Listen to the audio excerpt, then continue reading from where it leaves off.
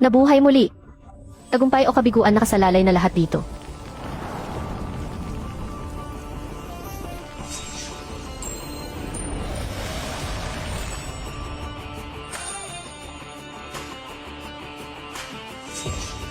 Isa itong tunay na kayamanan.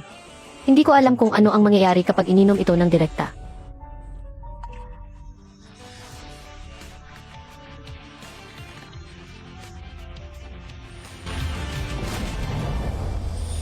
Literally ito na ang bahay. Si Lucheng kahapon, itim sa puti, pumirma ng kontrata para sa maalat na lupa. Nasaan si Lucheng? Hindi kaya't hindi siya makapagbigay ng 100 gin na butil. At tumakas dahil sa takot sa parusa. Lu Menmeng, nasaan ang kuya mo? Hindi tumakas ang kuya ko. Pumunta siya sa bukid. Sa bukid. Pumunta sa baog na lupaing iyon para kumain ng lupa. Literally. Sa tingin ko tumakas na ang lalaking yan. Ayon sa mga patakaran ng brigada, ang hindi makapagbigay ng butil ay hulihin at ipapadala sa labor camp. Dahil wala siya rito, ikaw na lang ang magbabayad para sa kanya. Kayong dalawa, itali niyo ang sakiting yan para sa akin. Ipadala sa Northwest Labor Camp. Huwag, bitawan niyo ako. Kuya, tulong kuya. Sinong maglalakas loob na galawin kahit isang hibla ng buhok ng kapatid ko? Papatayin ko siya.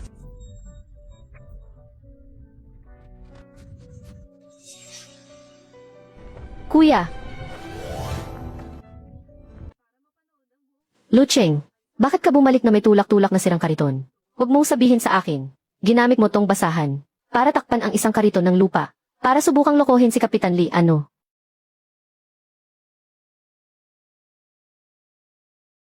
Aba tinamaan mo ko ha? Sugod, bubugin niyo yan. Pag may nangyari, ako ang bahala.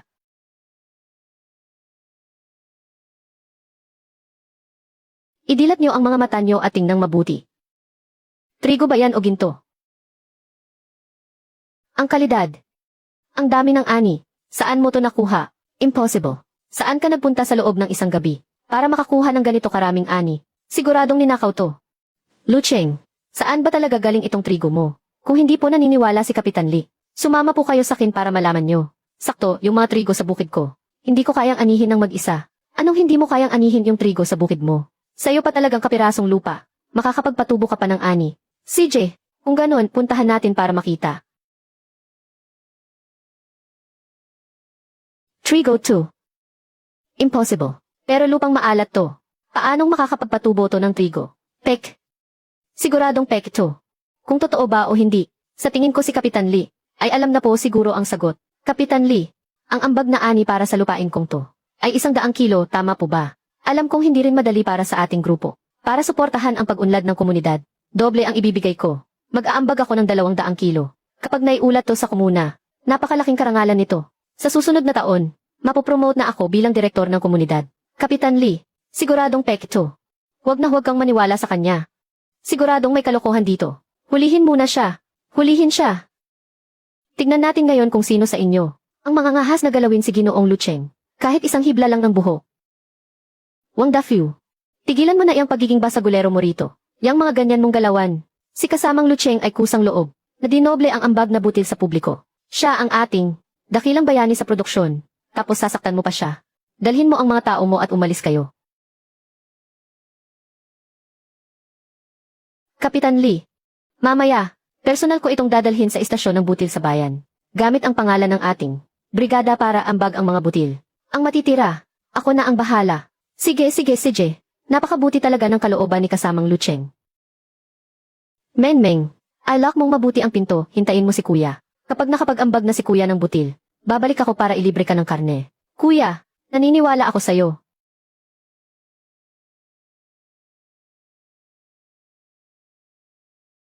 Diyos ko po, bakit itong uhay ng trigo ay sinlaki ng pamalo? Ang bango nito, isang langhap ko palang pakiramdam ko. Bumata ako ng 10 taon. Anong ginagawa niyo dito? Brigada ng Kaosyantun.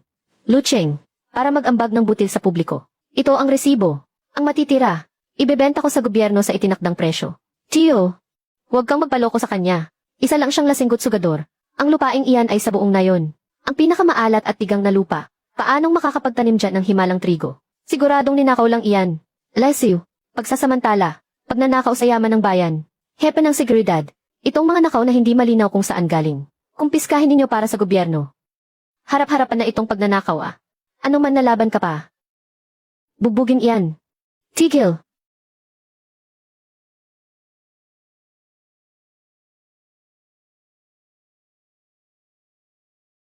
Kailan pa ang bodega ng bigas? Naging pugad ng mga tulisan. Bibilhin ko ang kargamentong ito. Kailan pa naging pugad ng mga tulisan ang bodega ng bigas? Bibilhin ko ang kargamentong ito. Sino ka ba? Ang lakas ng loob mong makialam sa amin.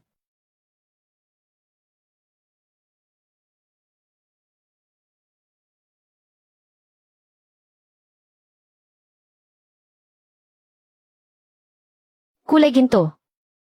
At may pambihirang kalidad. Hindi ko akalain na mayroon talagang ganito. Isang napakagandang klase ng sangkap sa mundo. Ikaw ba ang nagtanim ng trigong ito? Sa akin.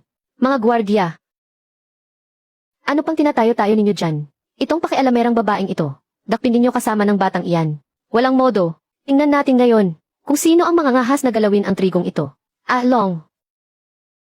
Idilat mo ang iyong mga mata at tingnan mong mabuti. Ito ang mula sa syudad, ang General Manager ng White Cloud State-Owned Grand Hotel, at espesyal na mamimili mula sa panlalawigang kooperatiba, Boss Susi Sukingsu. Isang bigating tao galing sa syudad. Lumayas. Itong trigo 300. Kasama pa ang tiket para sa bisikletang Flying Pigeon, at isang special permit para sa pataba. Akin na lahat.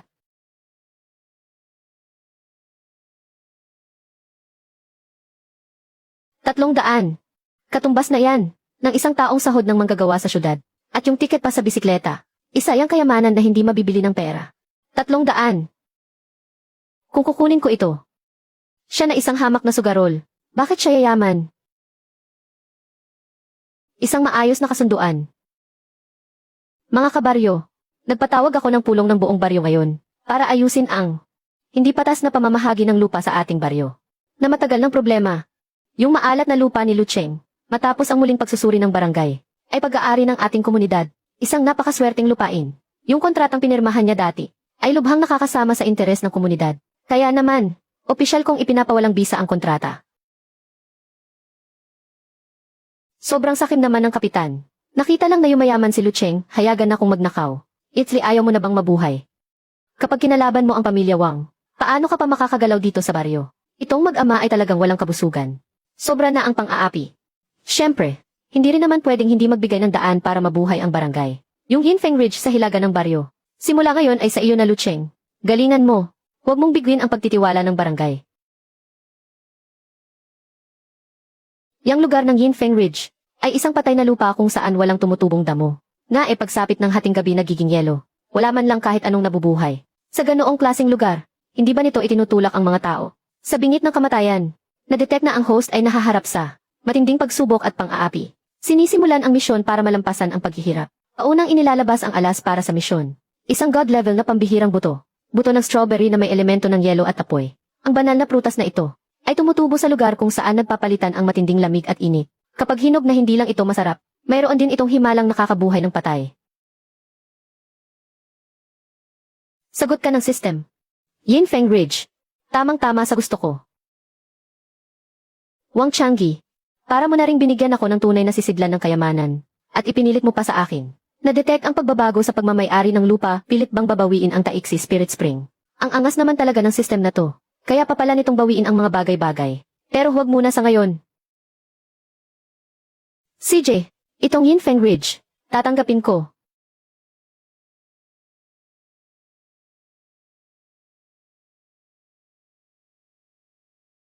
Kuya, sobrang tigas ng lupa sa lamig hindi man lang tayo makahukay. Paano tayo magtatanim dito? Munting hangal. Para harapin ang ganitong katinding lamig ng lupa, hindi pwede ang ordinaryong paraan.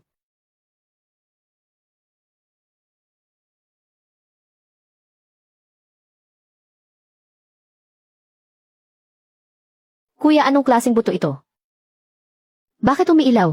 At kalahati mainit kalahati malamig. Huwag kang mag-alala. Basta nandito si kuya walang lupang hindi ko kayang tamnan. Ang galing. Kuya, ang galing mo talaga. Yung mga masasamang taong iyon, lahat ng magagandang bagay gusto nilang agawin. Nakakainis talaga sila. Yung mga inagaw nila, Pero hindi ibig sabihin yan ay maganda. Pagdating ng umaga, oras na siguro para bawiin ang taik si Spirit Spring. Dahan-dahan lang. Tandaan mo, isinangla ko ang bahay para dito. At umutang pa ng 1,000 sa 5-6 para lang mabili itong mga imported na binhi.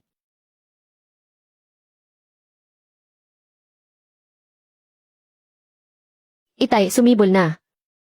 Kumikinang ng ginto, ang lupa natin, nakapagpatubo na rin ang banal na trigo.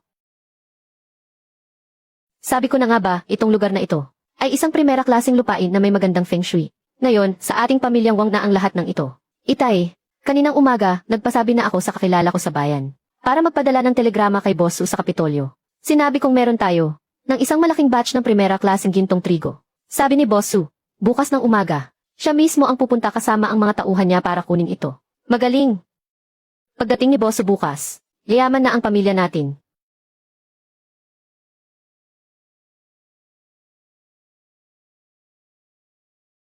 Boss Su, napunta po kayo sa tamang lugar ngayon. Kagabi po, hating gabi, ang lupa namin ay kumikinang sa ginto. Ang mga trigo bigla na lang nagsitaasan. Siguradong mas maganda pa kaysa sa batch na binenta sa inyo ni Lucheng. Mas primera klase pa. Kung totoo ang ganyan kahimala, doble ang ibabayad ko.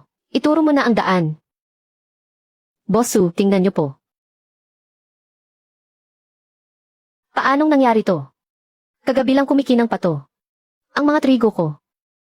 Happy Wang, ang sinasabi mong primera klaseng trigo na kumikinang sa ginto, ay itong tumpok lang ng bulok na putik sa mabahong tubig. Boss Su, pakinggan niyo po muna ang paliwanag ko. Talagang nagliwanag kagabi.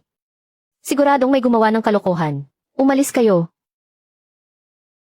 Ang lakas ng loob ninyong gamitin ang ganitong klaseng lupang mailason para pagtripan ang aming Boss Su. Sa tingin ko ay nagsasawa na kayong mabuhay. Niloko niyo pa akong pumunta rito mula sa malayo para lang makita ang tumpok ng putik ninyo. Sinayang niyo lang talaga ang oras ko.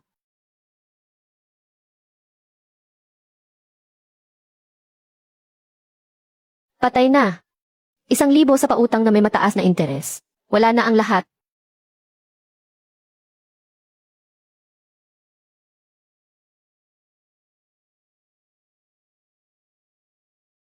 Mr. Lu, itatanong ko lang po sana kung mayroon pa kayo. Noong ganoong klaseng trigo, basta't mayroon po. Kahit maubos pa ang yaman ng pamilya Su ay bibilhin namin.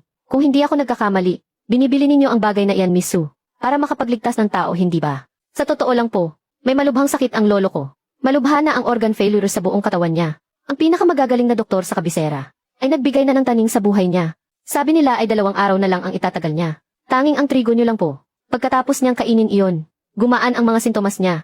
Miss Su, ang trigo ay isa lamang ordinaryong butil. Para sa isang taong may organ failure at mamamatay na. Ang kaunting siglang bigay niyon ay panandali ang lunas lamang. Boss Su. Pero hindi ibig sabihin na wala ng paraan. Kung gusto mong mabuhay ang lolo mo, sumama ka sa akin.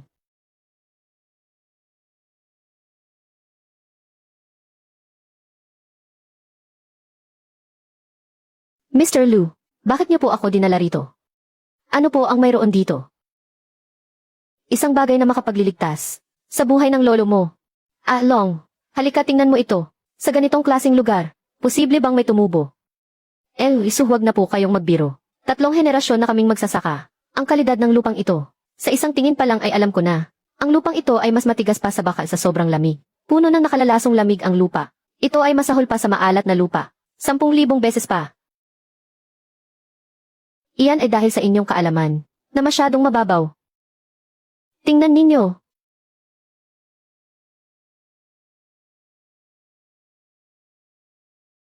Isang himala. Sa napakalamig na lupa, tumubo ang prutas na may init.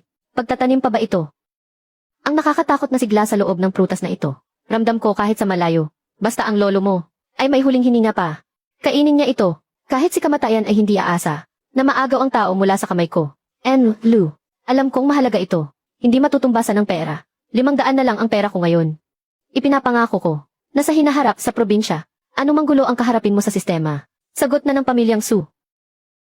Nagliligtas ako ng tao depende sa gusto ko. Masyado kang formal, Miss Su. Naku po, isang strawberry 500. Kailangan kong bumalik agad at sabihin kay kuya.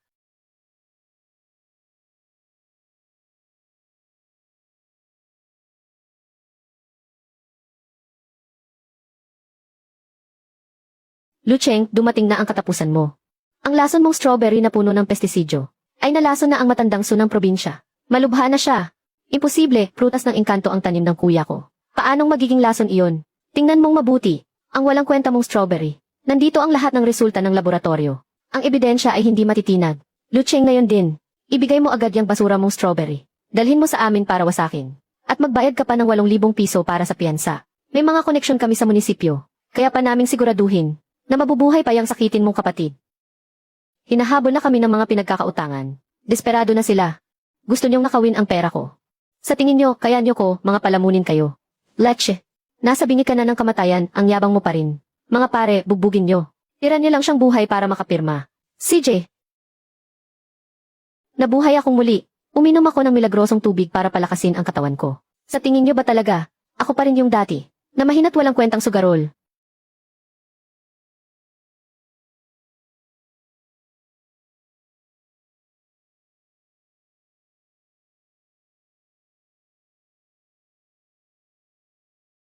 Ang hayop na to, bakit ang galing niyang lumaban?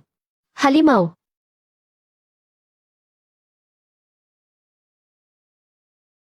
Kuya, huwag kang lumapit. Lucheng, humakbang ka pa ng isa. Gagalawin ko na siya. Lumuhod ka. Pirmahan mo to. Wang Dafyu. Subukan mong galawin kahit isang hibla lang ng buhok niya. At sisiguraduhin kong ang buong lahi niyo ay hindi na magkakaroon ng karapatang maging multo. Tama na ang satsat, pumirma ka na. Pagkapirma mo, ibebenta namin ang kapatid mo sa bundok. Makakakuha pa kami ng ilang daan doon.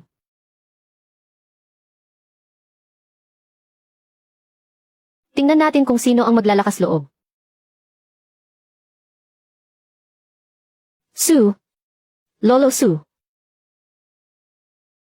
Nagpapanggap na patay. Ang lakas ng loob niyong ikalat na pumanaw na ako. Ang lakas ng loob mong gumamit ng peking dokumento para pagbantaan ang taong nagligtas sa buhay ko.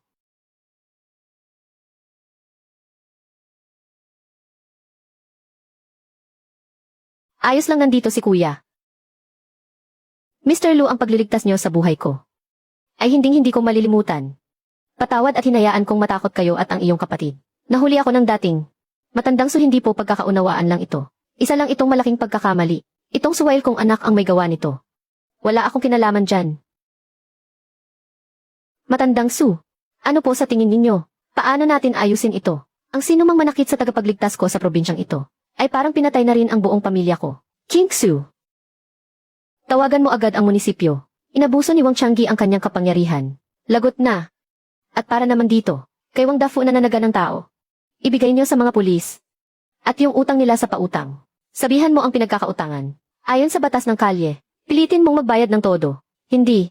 Ayokong magmina ng karbon. Itay, iligtas niyo ko, Itay.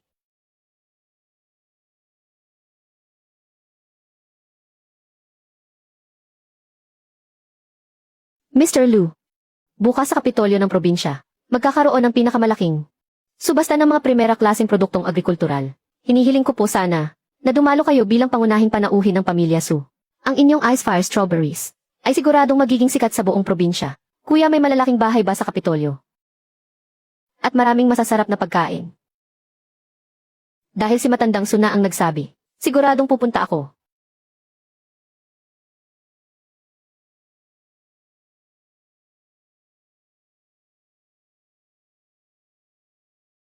Menmeng, gusto mo ba yung damit na iyon? Tara na, halika, ipapasukat ka ni kuya. Anong kailangan nila? Importado kaya ang tela nito? High-end boutique too. Kapag nadumihan nyo, kaya nyo bang bayaran? Kuya, siguradong ang mamahal ng mga gamit dito. Umalis na lang tayo. Nagbukas kayo ng negosyo. Pero ganyan pala, ang pakikitungo nyo sa customer. Ibaba mo yung puting bestida. Ipasusukat ko sa kapatid ko. Isusukat. Mga promdi, idilat mo iyang mga mata mo, at tingnan mong mabuti ang presyo. Ang bestidang yan ay nagkakahalaga ng 80 piso. Para sa mga taga-probinsyang tulad ninyo, katumbas na iyan ang mahigit kalahating taon. Nakita sa pagsasaka, kung hindi nyo kayang bilhin, umalis na kayo. Huwag kayong sagabal dito. Nga, kung manamit ay parang pulubi. Naglakas loob pang pumasok sa mamahaling tindahan. Ulitin ko. Ibaba mo iyan. Ayoko nga. Ano? Isa ka ng hampas lupa. Mananakit ka pa. Ay, ito. Ang daming pera, mga mata pobre. Itong bestida, pati na rin yung 3 terno sa tabi niyan, at yung peres ng sapatos na leather. Lahat ng yan, ayon sa sukat ng kapatid ko. Ibalot ninyo, ngayon din, agad. Pasensya na. Big boss, nabulagan po ako. Kukunin ko na po para sa munting prinsesa. Ilalabas ko na po.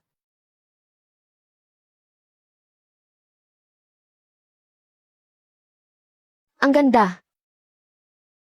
Ayan yan ang prinsesa ko.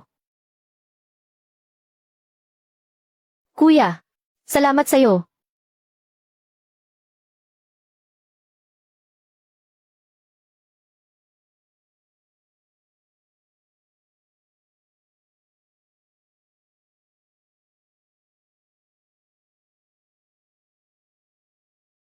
Boss Zhao. Siya pala yung cute na iyon. Ito pala yung prom din kumapit sa pamilyang Su. Medyo interesante. Wang Dafu. Di ba't pinadala na siya ni matandang Su para magmina ng karbon? Bakit siya nandito?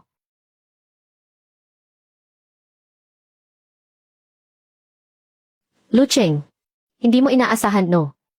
Sadyang mahirap akong mamatay dahil nakilala ko ang pinuno ng Provincial Chamber of Commerce. Si Boss Zhao. Si Boss Zhao ang mortal na kaaway ng mga Su. Matagalan niya akong pinyansahan. At ngayong nandito si Boss Zhao, huwag kang umasang makakatakas ka. Isang asong gala na naglalakas loob pang tumahol dito. Hoy! Bata! Ang talas ng dila mo ah. Pero, itong Premium Agri-Products Auction ay para sa mga pinakamayayamang tao sa probinsya. Bitbit mo yung sirang bayong mo. Sa tingin mo ba, palengke lang to sa baryo ninyo? Security, bakit kung sino-sino na lang ang pinapapasok ninyo? Ang security ninyo, paano ba magtrabaho? Pakilabas ang invitation. Walang invitation. Lumayas ka ngayon din. Bigay ito sa akin ni Lolo Su. Isang Chief VIP invitation.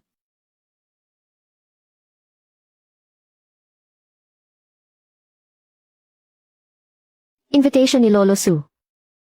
Peke yata yan.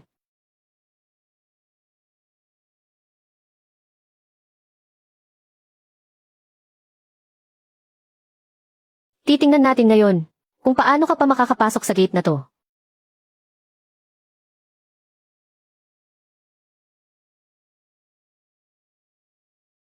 Ang bisita ng pamilya kong Su. Tignan natin kung sino ang maglalakas loob na humarang.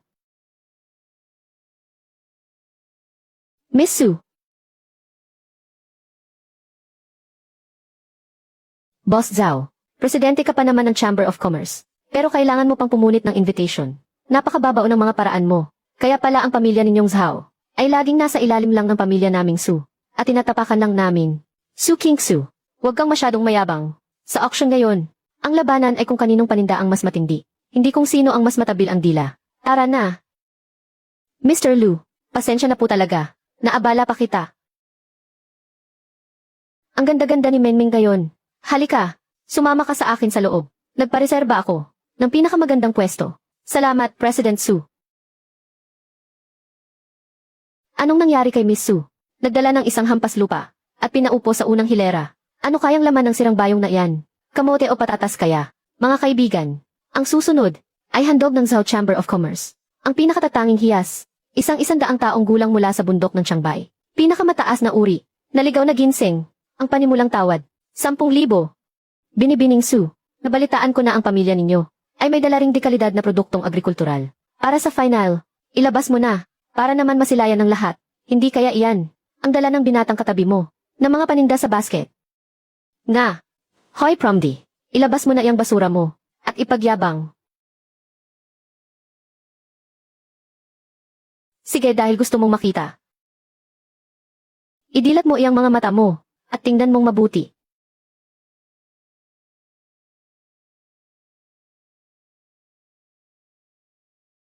Diyos ko, ito. Ano nang amoy ito? Ang matagal ko nang sinusitis. Sa isang langhap ko lang, ay guminhawa agad. Hindi ka pani-paniwala.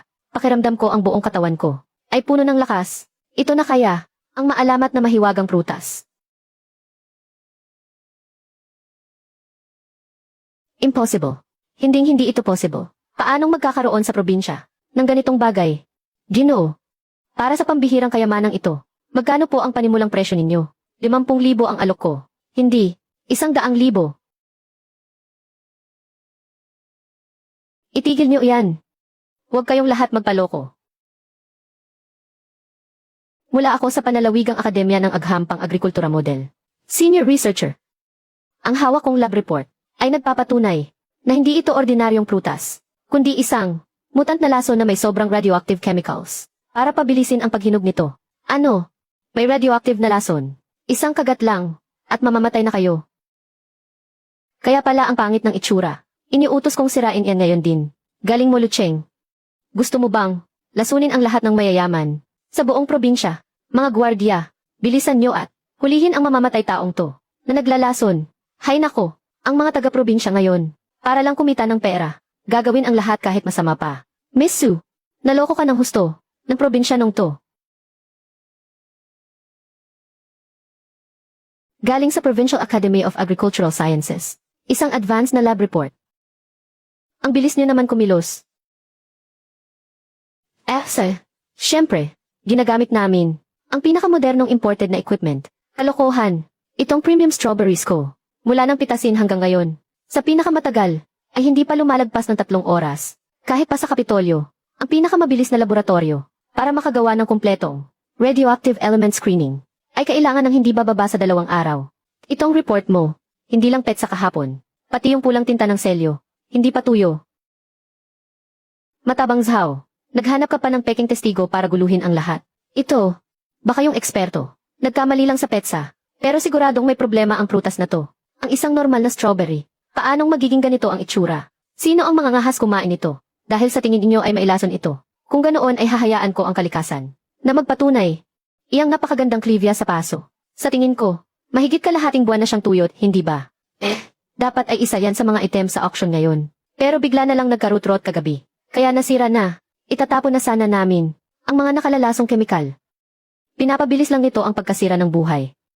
Ngunit ang dalisay na enerhiya mula sa kalikasan ay kayang bumuhay kahit ng patay na halaman.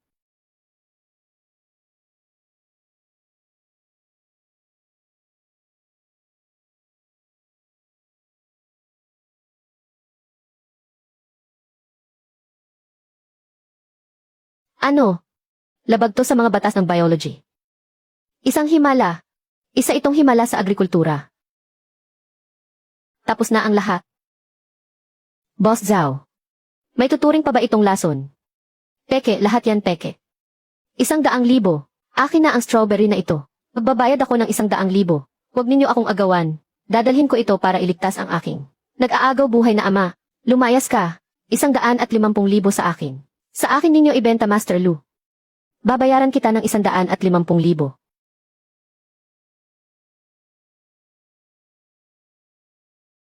Ito ay isang kayamanan ng lahi na kaloob ng Diyos.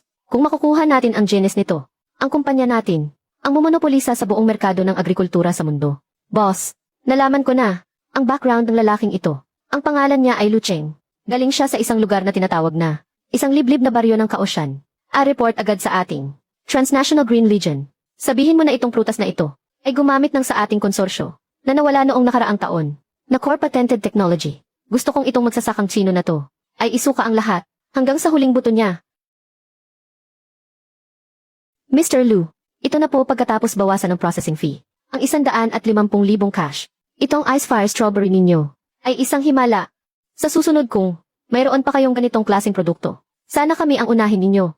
Sige, walang problema. Mr. Lu, ngayong may pera ka na, ano nang balak mong gawin sa Kaosyan?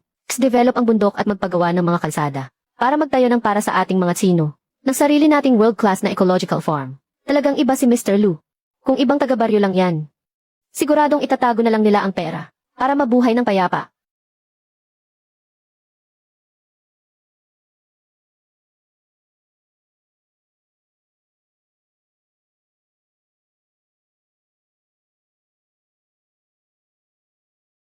Sino kayo? Sino sa inyo si Lucheng? Itigil mo agad ang lahat ng iyong business activities. Sino kayo? Ang lakas ng loob niyong manggulo sa teritoryo ng mga Sioux. Binibining Sioux. Kinakatawan namin ang nangungunang internasyonal na Monsanto Bioagricultural Consortium. Ito ang aming pangulo para sa Greater China Region. Si Mr. Smith. Ikaw pala yung magsasakang Tsino na nakapagpatubo ng pulat asul na strawberry. Kung anong kailangan mo sabihin mo na. Walang modo. Bakit ganyan ka? Makipag-usap kay Mr. Smith. Mga kasama mula sa D. Nakikita ninyo. Sobrang mayabang ng taong ito. Lu Cheng, pinaghihinalaan ka ng aming konsortium na iligal. Mong ginamit ang aming pinakabagong patent para sa gene mutation ng superberry. Ang mga strawberry mo ay hindi mo talaga itinanim. Ninakaw mo lang ang mga buto mula sa aming laboratorio. Kalokohan. Paanong mapupunta ang mga buto ng isang dayuhang kumpanya sa isang liblib na baryo sa China? Kung gusto niyong mang-agaw, sabihin niyo na lang ng diretsahan. Miss Su, ang siyensya ay eksakto. Nasa aming consortium ang pinaka-advanced na gene bank sa buong mundo.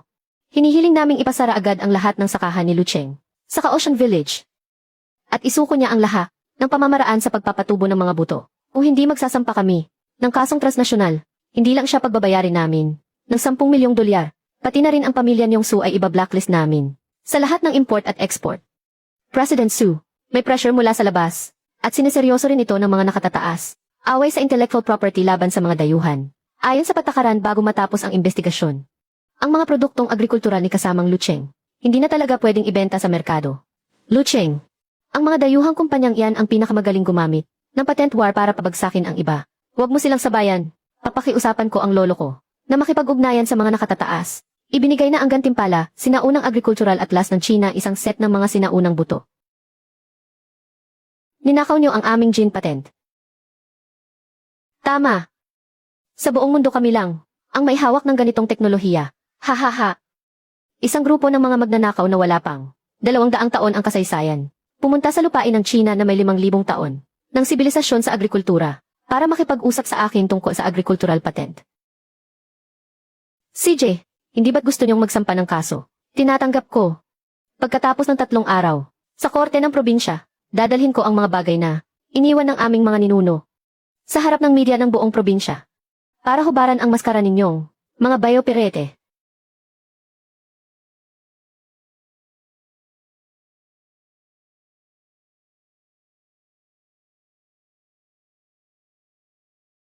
Mr. Smith, nabalitaan ko na ang kumpanya niyo ay hihingi ng danyos na 10 milyong dolyar at gusto ring tuluyang ipagbawal ang mga wild mutant strawberry ng China. Pwede ko bang itanong, sigurado ba kayong mananalo? Sa harap ng absolutong siyensya, ang paurong na agrikultura ng China ay walang kahit anong pag-asang manalo. Ngayong araw, sisiguraduhin kong iyong magsasakang nagnakaw ng aming gin ay mabubulok sa kulungan.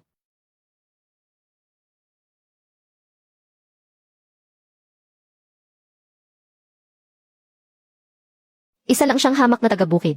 Paano siya lalaban yan? Sa isang malaking kumpanya ng dayuhan. Lu Cheng, kung luluhod ka ngayon at magmamakaawa sa aming si Mr. Smith para pirmahan ang kasunduang itigil na ang pagsasaka, baka mabawasan pa ang babayaran mo. Ngayon, imumulat ko ang inyong mga mata para makita ninyo kung ano ang tunay na ipinamana ng ating mga ninuno. Nagsasakdal, pakilahad ang inyong petisyon at isumite ang inyong ebidensya. Kagalang-galang na hukom. Ito po ang aming korporasyon na nakarehistro sa ibang bansa, ang mapa ng genetic mutation ng superberry, ang ibinebenta ni Lu Cheng, na tinatawag na Ice Fire Strawberry. Ang internal na dual-color gene sequence nito ay lubos na tumutugma sa aming patent. Patunay ito na hindi lang niya ninakaw ang aming mga binhi, kundi iligal din niya itong pinarami. Hinihiling naming ipag-utos agad na magbayad si Lu Cheng ng 10 milyong dolyar at permanenteng tanggalan ng karapatang magsaka. Akusadong Lu Cheng, mayroon ka bang ebidensya para pabulaanan ang mga paratang ng nagsasakdal? Kagalang-galang na hukom. Sinasabi nilang ninakaw ko ang kanilang genes, isang malaking kalokohan. Ito ang aking ebidensya. Ha ha ha. Gamit ang isang punit na tela at isang patay na binhi bilang ebidensya. Nasisiraan ka na ba ng bait? Ang tawag sa scroll na ito ay Huaxia Ancient Farming Atlas. At ang butong ito ay ang nakatala sa atlas mula pa 1,500 taon na ang nakalipas. Ang orihinal na punong ugat, 1,500 taon. Mula pa 1,500 taon ang nakalipas. Matagal nang patay dapat ang mga buto. Nagloloko ka lang dito.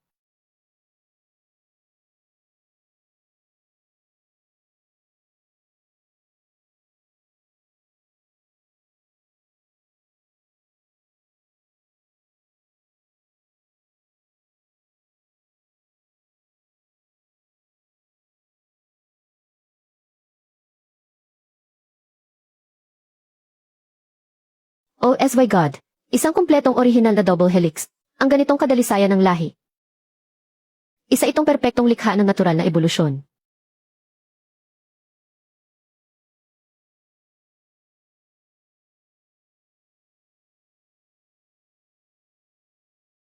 Gamit ang mga basura ng aming lahi sa Huaxia, na itinapon lang ng aming mga ninuno. Pupunta kayo rito sa lupain ng Huaxia, para kasuhan kami ng paglabag. Kayo, ang kakapal ng mukha nyo. Mr. Smith. Talo tayo. Ang gene bank niya ay mas advance ng ilang siglo kaysa sa atin. Hindi. Impossible ito. Ipinapahayag ng korte. Nakulang ang ebidensya ng nagsasakdal. Ang akusasyon ay walang basehan. Dahil sa hinalang mali siya. Sa pagsasampa ng kaso at transnational na pangingikil. Sinusuportahan ng korte ang nasasakdal. Na si Lu Cheng sa kanyang counterclaim. Hinahatulan ang foreign consortium na magbayad para sa pinsalang. Moral at sa nasirang reputasyon. Na may kabuang 500,000.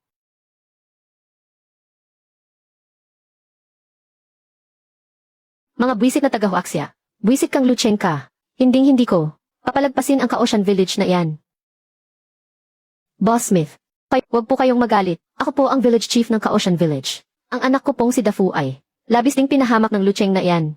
Ang kaaway ng aking kaaway ay aking kaibigan. Ikaw ang kapitan ng Baryo Kaocean. Magaling. Sabihan mo ang bodega na iyong batch natin dahil sa sobrang heavy metal na ibinalik ng customs. Yung espesyal na pataba, sa presyong 10% lang, ibenta mo sa kapitan na to. Pair. Basta't ikalat mo lang itong pataba. Sa lupa ng baryo ninyo, sinasabi ko sa'yo, kahit na may banal na binhi pa si Lu Cheng, wala yang mapapatubo kahit katiting.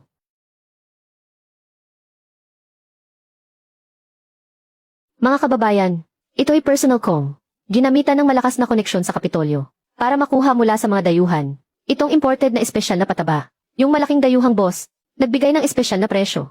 2 piso lang ang isang sako. Ikalat niyo lang, at sinisigurado kong ang mga pananim sa bukid niyo ay lalaking mas mataba pa kaysa sa pananim ni Lu Cheng.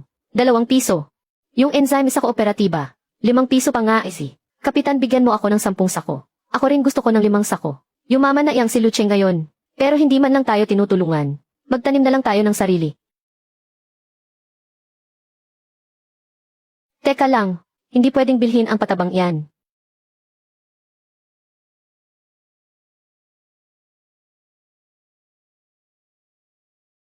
Babala, may natuklasang lubhang mapanganib, na laso ng heavy metal mula sa industriya, na pumapasok sa lupain ng Huaxia. Nagsimula ang isang emergency na misyon para protektahan ito. Maagang ibibigay, ang game-breaking item, mga spore ng banal na lupa ng inang kalikasan. Tito Erzu, Tita Lee, ang patabang ito ay hinaluan ng maraming heavy metals at basurang industrial hydrochloric acid. Ito ay industrial waste galing sa ibang bansa. Kapag ikinalat sa lupa, tuluyan ng masisira ang lupa ninyo. Kalokohan. Lu Cheng, huwag kang mainggit dito. Natatakot ka lang na baka ang lahat ay gumamit ng magandang pataba ng mga dayuhan. At ang mga anihin nila ay makaagaw sa negosyo mo. Napakasakim mo. Wala kang utang na loob. Lu Cheng, yumaman ka na ngayon. Pero kahit konting biyaya ayaw mo kaming bigyan. Ang hepe ay para sa kabutihan natin. Nga, tingnan niyo ang sako. Puro sulat ng dayuhan. Paano pa yan magiging peke? Tara na, tara na. Bilisan nyo, maglagay na tayo ng pataba sa lupa. Sasama ako, Min. Min, tara na at magtrabaho. Tara na, punta na tayo sa bukid. Talagang mahirap pangaralan ang ayaw magpapayo. Wang Xiangji, dahil gusto mong hanapin ang katapusan mo, edi tingnan na lang natin kung anong mangyayari. Diyos ko po. Napakalaking kasalanan nito.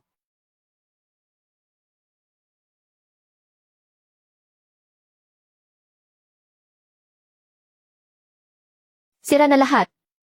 Ang lupa, naging parang semento. Wala na tayong kakainin sa mga darating na buwan.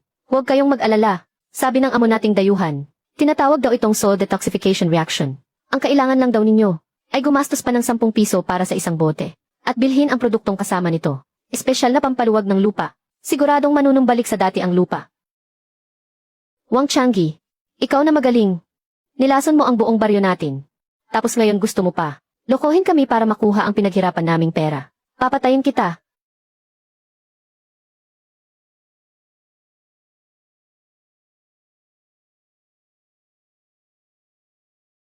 Lu Cheng, nabulag kami sa kasakiman. Hindi kami nakinig sa payo mo. Parang awa mo na iligtas mo kaming lahat. Dito nakasalalay ang buhay ng mga taga-Kaohsiantun. Hindi pwedeng masira ang lupa.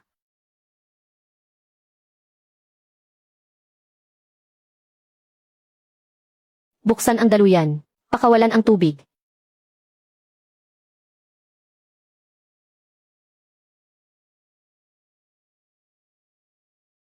Itim na lupa. Napakayaman ng itim na lupang ito. Kaysa noong bago pa natin ito bungkalin. Mas mataba pa. Isang himala. Si Lu Cheng ay sa ating baryo. Ay isang buhay na Diyos. Impossible. Malinaw na sinabi ni Boss Smith na pamatay lupa ang gamot na ito. Wang Changgi. Nakipagsabuatan sa mga dayuhan. Para sirain ang lupang sakahan ng China. Ang kasalanan mong ito. Pagbayaran mo ng matagal sa kulungan. Mga kababaryo. Dalhin niyo siya sa presinto sa bayan. Patayin ang taksil na punong baryo na iyan. Ipadala yan sa kulungan para magtrabaho. Mga hampas lupa. Kayong mga mangmang. At ikaw Lu Cheng. Humanda kayo. Lu Cheng. Ang lupang ito. Mas mataba pa kaysa ginto ngayon. Ano na ang susunod nating itatanim? Mais pa rin ba? Sayang lang sa lupa kung mais ang itatanim natin. Dati yung ice and fire strawberry natin. Sikat na. Ngayong meron na tayong ganito. Pambihirang lupain. Ay i-upgrade ko ang negosyo. Magtatayo ako rito ng ilang pinakamodernong experimental greenhouse para magtanim ng mga prutas na pinakabihira sa merkado. Gusto kong ang mga produkto ng Kaohsian Village ay makapasok sa pinakamataas na antas sa probinsya.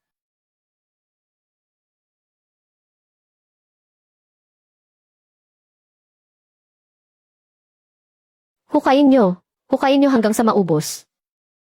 Yung bida-bida na si Lu Cheng, hindi ba't yumaman lang siya dahil sa ilang piraso, nang walang kwentang strawberry? At ngayon magtatayo pa siya ng greenhouse, para angkinin lahat ng negosyo sa baryo. Lahat dahil lang sa milagrosong tubig sa balon niya. Basta't tayo, ang puputol sa daloy ng tubig sa ilalim ng lupa. Mapapasa akin na ang milagrosong tubig. Boss Wang, tumaas na ang water pressure. Base sa tunog, mayroong high pressure na bulsa ng tubig sa ilalim. Kapag nabutas to, aabot ng ilang metro ang taas ng talsik ng tubig.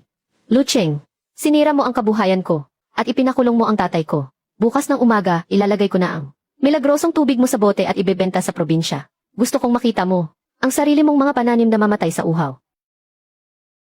Siguradong si Wang Dafu ang may kagagawa nito. Kuya, wala na talagang tubig. Yung mga bagong tayo nating experimental greenhouse, maraming nakatanim na, mga punla ng prutas doon. Kung walang tubig, paano na tayo niyan? Ang galing ng plano, sinira ang pundasyon. May nahanap na tubig sa ilalim ng lupa. Pilit na pinutol ang daloy. Simulan na ang pag-ahon sa problema. Mas maagang pakawalan ang mga mutated water-seeking earth dragon. Ang tubig ng kalikasan ay hindi para sa kung sino-sino lang. Meng, umatras ka.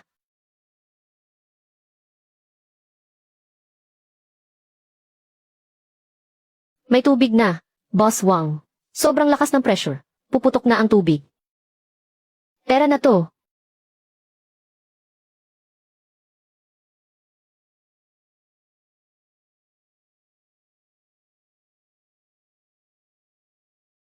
Naku po, may sumabog sa lupa. Takbo.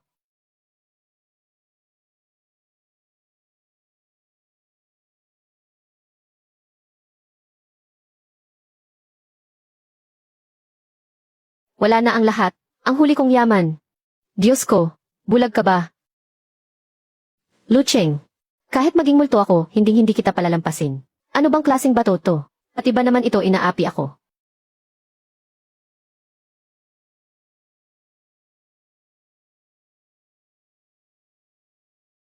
Ang amoy na to.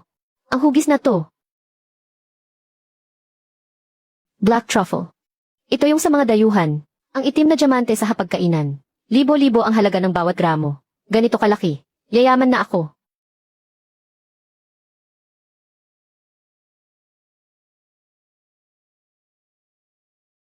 OSY God. Ang teksture nito na parang marmol. At itong sobrang tapang na. Amoy musk. Director's How. Siguradong ito ay isang top grade na wild black truffle. Sa Europe, tinatawag itong itim na diamante. Itong isang piraso na to, mabebenta ito ng hindi bababa. Sa napakataas na presyo na 5,000 yuan. 5,000. Para lang sa ganitong piraso ng lupa, hindi niyo po naiintindihan. Simbolo ito ng estado sa buhay. Basta't maayos ang pagpapatakbo. Hindi lang ito maibebenta ng mahal. Sa mga dayuhan at overseas Chinese, mapapasikat pa nito ng husto ang inyong Zhao's Fresh Produce. Bilang isang premium brand. CJ, Dafu. Sa pagkakataong ito, napakalaking tulong ang nagawa mo. Boss Zhao. Yung si Lu Cheng, umasa lang dati sa ilang pirasong ice fire strawberry. Para sumikat. Ngayon, naging ambisyoso na. Nagpatayo pa siya ng isang malaking greenhouse para magtanim ng mga dekalidad na prutas. Para agawin ang fresh produce market. Huwag kang mag-alala. Sakto, sasamantalahin ko ang pagkakataong ito. Sa pinakamalaking hotel sa probinsya, ang White Swan Hotel. Magdaraos ako ng isang Black Truffle Tasting Event. Sa araw na iyon, hindi ko lang kukontrolin ang lahat ng high-end na supplier sa buong probinsya. Makikipag-alyansa rin ako sa lahat ng nagtitinda ng prutas at gulay. Para tuluyang ay blacklist ang Kaoshantun. Gusto kong ang bagong tayong greenhouse niya ay maging tambakan ng basura at ang mga prutas sa loob. Hahayaan kong mabulok lahat sa lupa.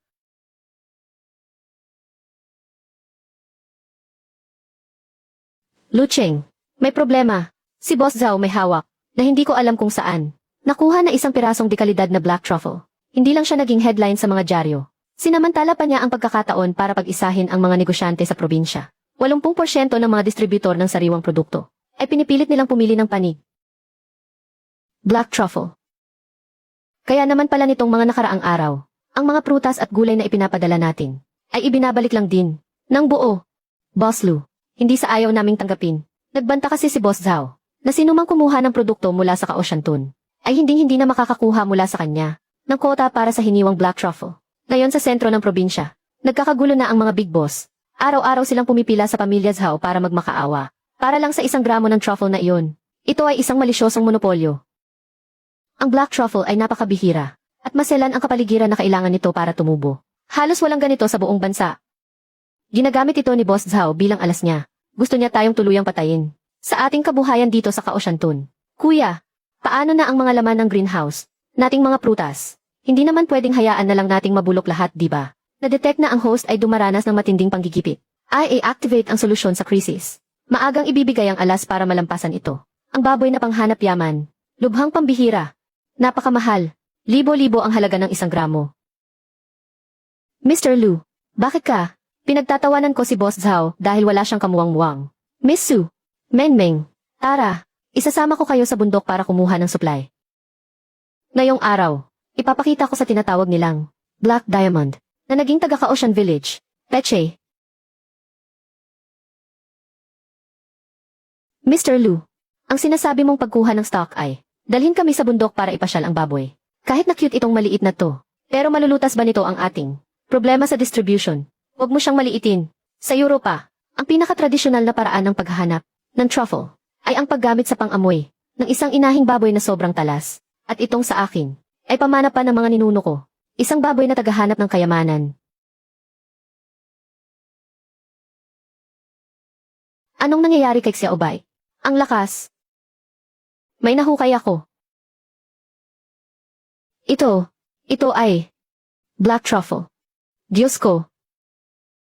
Top grade. Siguradong top grade ito. Yung piraso ni Boss Zhao. Ang lakas na niyang ipagmayabang. Kapag inilabas mo itong piraso mo, siguradong ikaw ang magiging bida. Maging bida. King Su, masyado ka pa ring makitid mag-isip. Tingnan mo.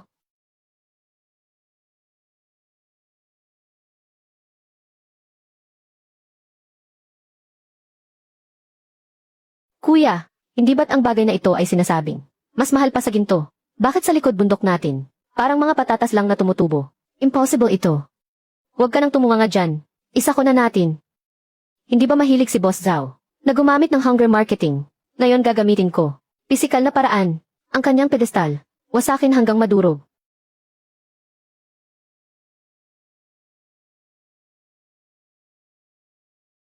Mga ginoo at ginang. Itong itim na diamante ay simbolo ng lakas ng ating Zhao Group. Ngayong araw, sinumang pipirma sa eksklusibong kasunduan na tanggihan ang mga produkto ng Kaoshantun ang siyang magkakaroon ng karapatan na sumali sa subasta para sa 1 gramo ng hiwa nitong truffle. Ang panimulang presyo ay 2,000 yuan kada gramo. Pipirma ako. 3,000 kada gramo sa akin. Nakita niyo ba? Ito ang tunay na high-end na agrikultura. Ano ba naman yung Lu Cheng na iyan? Siguradong binabantayan niya lang ngayon ang isang tumpok ng mga bulok na strawberry habang umiiyak doon sa baryo nila.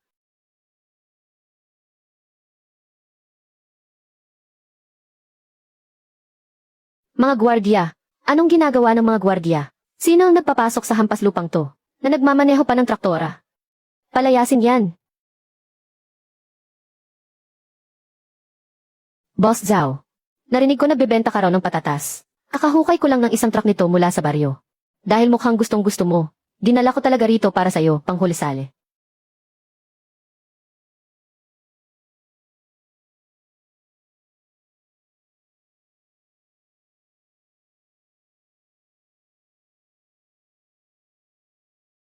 Ako, hindi ba ako nagkakamali ng tingin? Puro black truffle ang laman ng buong truck na iyan. Pinakamataas na kalidad ng black truffle mula sa Kaocean Tun. Available na pang wholesale. 50 yuan lang kada gramo. Sapat para sa lahat. Perpekto ang itsura, at napakaganda ng mga guhit nito. Itong isa pa lang, libo-libo na ang halaga. Napakalaki ng halaga ng isang kargada na to. Gusto ko ng 100 gin. Cashier's check. Yung sa asawa ko, isinangla ko ang kwintas. Bigyan mo ako ng 50 gin. Impossible. Peke lahat. Paano nagkaroon ng ganito karaming black truffle? Pogi, hindi kaya kung saan. Hinukay niya ang libingan ng mga ninuno ng truffle. Boss Zhao, narinig ko 2,000 kada gramo raw sayo. Pasensya na, tapat kasi akong tao. Ipasuri ninyo, sabihin ninyo sa mga taga-syudad, ang Zhao Group ay gumagamit ng ordinaryong bagay para magpanggap na milagro, para magtaas ng presyo, at magmonopolya. Ang ganitong klaseng negosyanteng mandaraya, may karapatan pa bang mamalagi sa syudad? Guardia. Itong hampas lupang to, bugbugin niyo hanggang mamatay. Yung mga truffle niya, kunin niyong lahat. Tingnan ko kung sino ang maglalakas loob na galawin si Boss Lu. Kahit isang hibla lang ng buhok niya. Tabatsoy na Zhao. Manloloko ka. Gusto mong agawin ng harap-harapan ang produkto ni Boss Lu. Mga kapatid, protektahan si Master Lu. Protektahan ang ating mga itim na diamante. Boss Zhao, hindi natin sila kaya. Tapos na. Tapos na ang lahat. Uwi na ako sa Kaocean Village.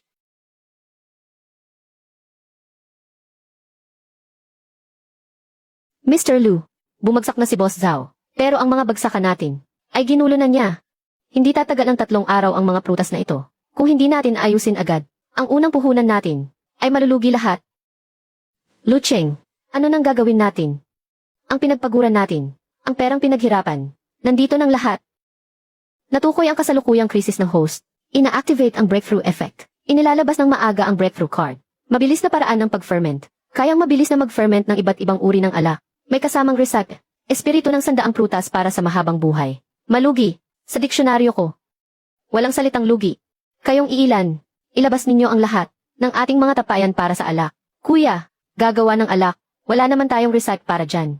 Isa pa sa dami ng prutas na iyan. Ang kalalabasan lang niyan ay ordinaryong fruit wine lang.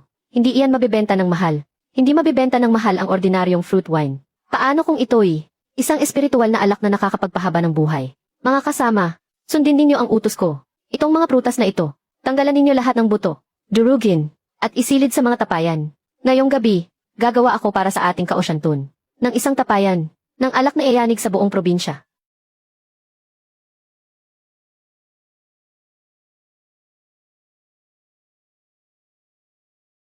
Mr. Lu, yung sinabi niyo po sa telepono kahapon, totoo po ba yung spirit wine na iyon? Elder Su, malalaman natin kung totoo o hindi kapag natikman na.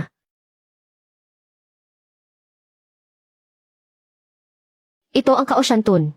100 Fruit Longevity Spirit Wine. Gawa sa mga sangkap mula sa aming nayon. Mga primera klaseng prutas na hindi na ibenta. Tinimpla at itinago gamit ang sinaunang pamamaraan. 100,000 bawat banga. Wala nang tawad. Aha! 100,000 mag-aalok ako ng 10,000. Hindi. 10 milyon babayaran ko para sa lahat. Dadalhin ko ang bangang ito sa akin. Nag-aagaw buhay na ama. Isinangla ko ang kumpanya ko. Sa probinsya, bibilhin ko rin lahat. Umalis kayo. Inihanda ito ni Mr. Lu para sa akin. Mag-aalok ako ng 20 milyon. Sige.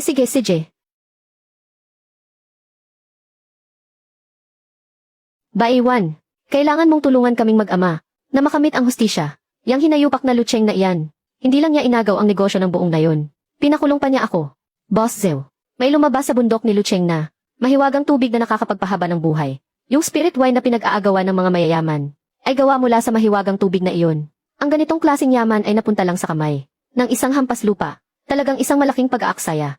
Ang aking Zeus Aquaculture ay nahihirapang mag-alaga ng primera klaseng isda para makapasok sa merkado ng probinsya. Kung gagamitin ang mahiwagang tubig na ito sa pag-aalaga ng isda, ang isang isda ay maibibenta ko sa napakataas na halaga na 100,000.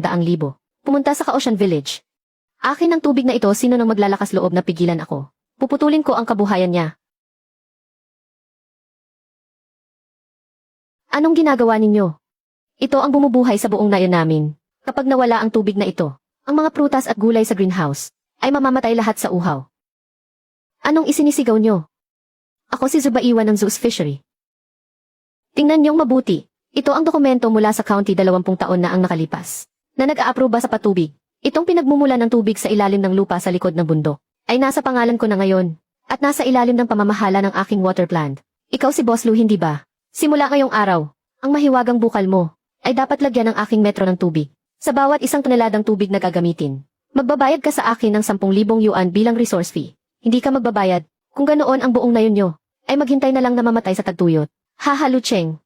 May araw ka rin pala. Tingnan natin kung paano yung greenhouse mo kapag walang tubig. At kung paano patatakbo ang distillery mo. Ginagamit ang isang papel na 20 taon na walang silbi para mangikil. Boss Zhu, masyado ka namang garapal. Ako ang batas dito. Ang pangunahing daluyan ng tubig ay hinarangan ko na. Ang nayon nyo ngayon, maliban sa isang bulok na putikan, wala ni isang patak ng malinis na tubig. Gusto kong makita kung ano ang ipanlalaban mo sa akin. Na-detect na ang pinagkukunan ng tubig ng host ay minomonopolya ng may masamang hangarin. Ang industriya ay nahaharap sa pagkaubos at pagkaputol ng supply. Sinimulan ang misyon para lampasan ang pagsubok. Tubig na bumukal sa patay na puno. Ilalabas na ang alas para manalo. S-class na water purifying duckweed. 1,000 binhi ng gininto ang isdang espiritu. Sige, subukan natin. Paano natin sila lalabanan? Tara na.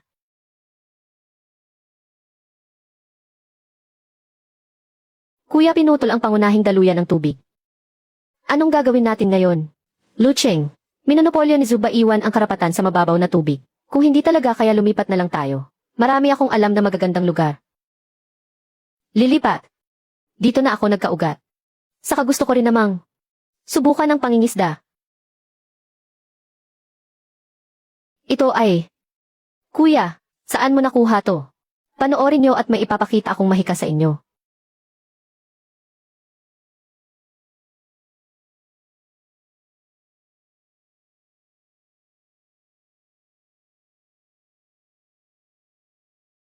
Diyos ko! Hindi lang nilinis ng mga dakwid na ito ang maruming tubig. Binuhay pa nila ito. At itong mga gintong isda. Anong klase to? Lucheng. Lumuhod ka ngayon at magmakaawa sa akin. Ibenta mo sa akin ang negosyo mo sa murang halaga. At bibigyan kita ng 1 patak ng tubig. Impossible ito. Magandang klase. Kalahati ng buhay ko ay nasa industriya na ako ng isda. Pero ngayon lang ako nakakita ng ganitong perpektong klase ng kakaibang isda. Ang isang ito ay nagkakahalaga ng hindi bababa sa 100,000. Bilisan nyo, kunin nyo para sa akin. Akin ang palaisdaang ito. Itong klase ng isda, dapat ay mapunta rin sa aking Zeus Fishery.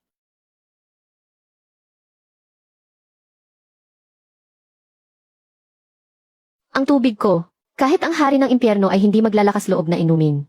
Sino ka sa akala mo? Ikaw maglalakas loob kang saktan ako. Gusto ni Zubaiwan na magmonopolyo. Sa mga madumi mong pamamaraan, akala mo karapat-dapat ka. Lumayas ka kasama ng mga aso mo. Lucheng, naiinggit si Zubaiwan sa mga kakaibang isda mo.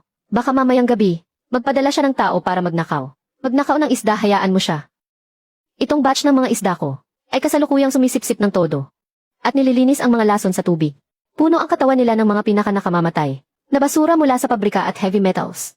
Kapag ninakaw niya iyan para kainin, siya na mismo ang naghahanap ng kamatayan niya.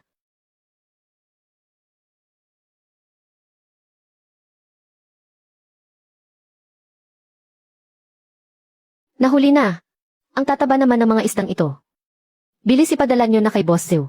Bukas kasi sa probinsya mayroon siyang malaking handaan. Ito pa naman ang pangunahing putahe. Nagnakaw ng isdang puno ng lason para sa isang handaan. Mukhang ayaw na mabuhay ng mga taong ito.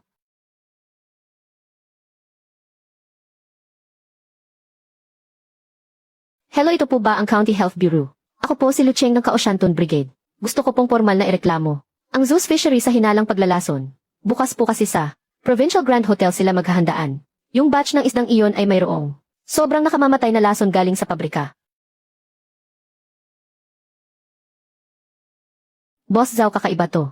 May mali sa isdang to.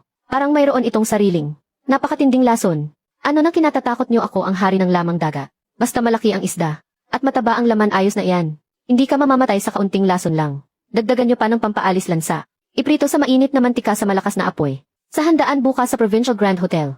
Palalakasin ko pa ang pangalan ko. Palabasin silang lahat.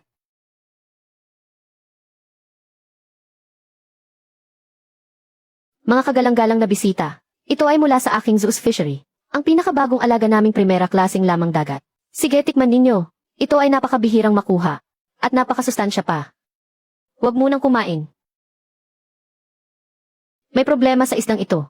Section Chief Liu, anong ginagawa ninyo? May handaan ako rito. Para sa mga dayuhang panauhin. Zhu Beiwan.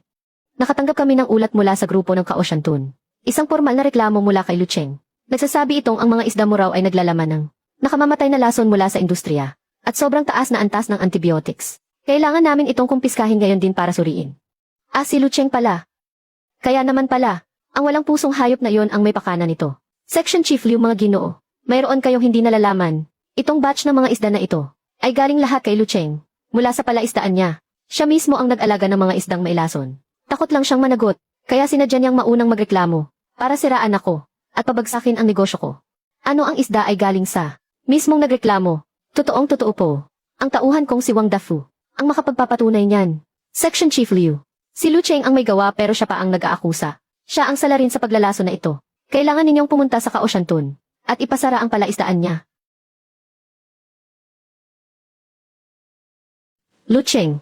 Agad siyang itinuro ni Zhu Beiwan na pinagmulan ng mga isdang may lason sa kanyang handaan.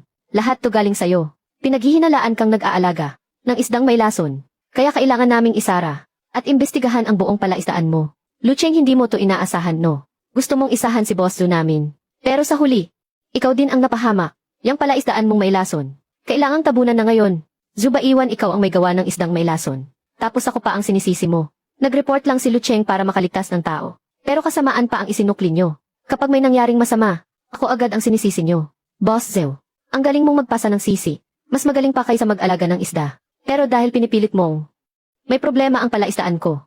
Chief Liu, handa akong makipagtulungan sa investigasyon. Dito po tayo. Zhu Beiwan, dahil iginigit mong may laso ng isda ko. Gusto mo bang makipagpustahan sa akin? Anong pusta? Hayaan mong ang mga tauhan ni Chief Liu ang kumuha ng sample para suriin ngayon din. Kung ang tubig at isda ko ay may kahit katiting na lason, lahat ng negosyo ko sa Kaohsian Village ay isusuko ko sa inyo. Ako si Lu Cheng, sasama sa inyo sa kulungan. Pero kung mapatunayang walang problema ang isda ko at ikaw pala ang may gawa ng lason, gusto kong makuha yung paggawaan mo ng jam sa Kapitolyo. Kasama pati ang mga equipment. Ililipat mo sa pangalan ko bilang kabayaran. Ha. Pinapangako ko sa'yo, Chief Liu. Gagamitin natin agad ang inyong professional equipment para i-test, para wala na siyang masabi. Chief Liu, hindi ito kapani-paniwala. Ang tubig ay hindi lang non-toxic at harmless, kundi mataas din sa minerals at trace elements.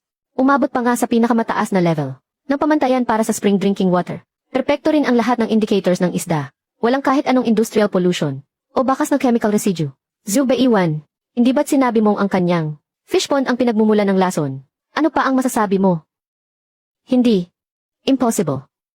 Hindi ito possible. Kahit na walang problema sa tubig niya ngayon.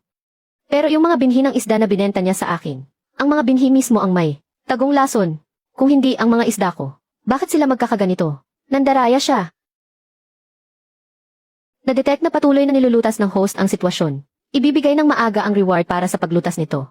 Emetic Detox Spirit Bait. Kayang agad na pilitin ang mga lamang tubig na ilabas ang lahat ng non-natural impurities sa kanilang katawan. Ayaw talagang maniwala hanggat hindi nasasampal ng katotohanan. Chief Liu, pwede bang magpakuha ng isang palangganang malinis na tubig dito? Dalhan niyo siya ng tubig.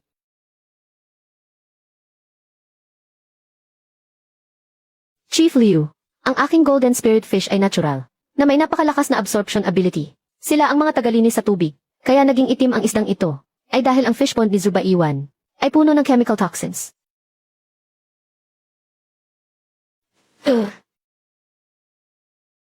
Kababalaghan ito, kababalaghan. Hepe Liu, galing ito sa tiyan niya. Ang bagay na isinuka niya. Pakiusap, gamitin ninyo ang pinakaprofesional na kagamitan para malaman kung kaninong obra maestra ito. 400 beses na mas mataas sa normal ang malachite green. Sobrang taas din ng oxytetracycline hormone. HIP-LU. Ang mga kemikal na sangkap sa tubig na ito ay katulad ng sa fish pond pangkomersyo ng mga zoo. Mula sa putik na kinuha nating sample. Magkatugma. Zubaiwan, matibay ang ebidensya. Ikaw mismo ang gumawa nito para mapabilis ang paglaki. At walang tigil na nagbuhos sa tubig ng mga gamot ng hayop at hormones. Ginawa mong lason ang isang primera klaseng isda. At ginawa mong big chemical na lason. At may lakas ka pa ng loob na pumunta rito para magkunwaring biktima. Dahil sa hinalang paglalason at paglalagay sa panganib sa kaligtasan ng publiko, pusasan si Zubaiwan at isama ninyo. Anong ginagawa ninyo? Hindi ang negosyo ko. Ang pabrika ko. Lucheng, nilinlang mo ako. Boss Zhou. Ang pabrika mo ng jam sa probinsya ay sa akin na.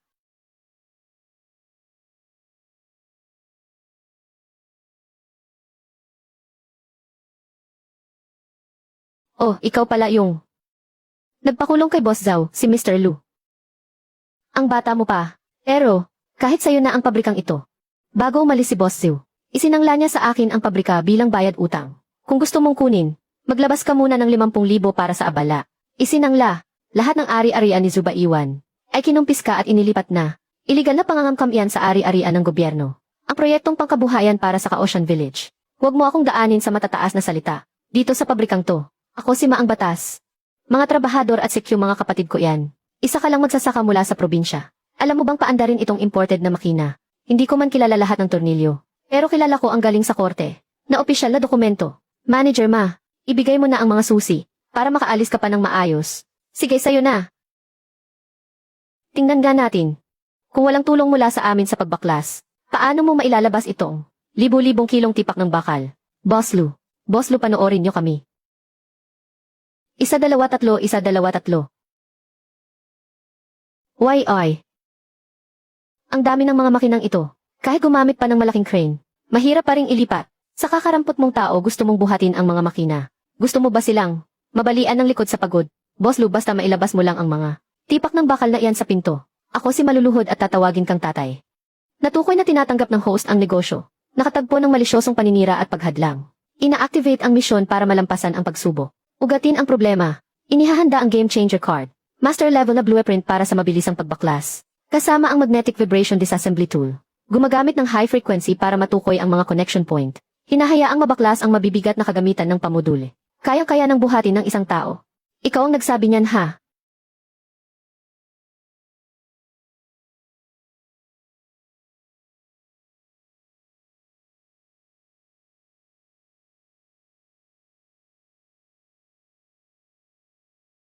Papaanong posible to?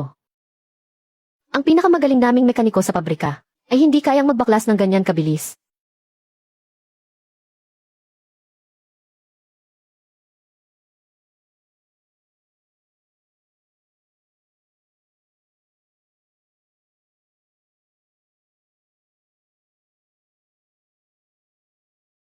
Boss Lu, itong gamit na galing sa abroad, talaga bang mapapaandar natin ito? Sabi ng mga taga-Kapitolyo, kailangan daw nito ng espesyal na substation para gumana. Kampante ako sa pag-assemble niyan. Malalaman natin mamaya sa test run. Lucheng, yung transformer dito sa baryo natin, pinag-ambagan pa natin ilang taon na ang nakalipas. Sapat lang para sa ilang dosenang bumbilya. Pero para paganahin itong bakal na to, mukhang malabo. Sobrang pabago-bago ang boltahe. Lucheng, kapag pinilit mong buksan ang switch, baka lahat ng fuse sa buong baryo ay maputok. Kung mas maagang magsisimula ang pabrika ng jam, mababawasan ng isang araw ang pagkabulok ng mga prutas. Erlengzi, buksan mo na. CJ.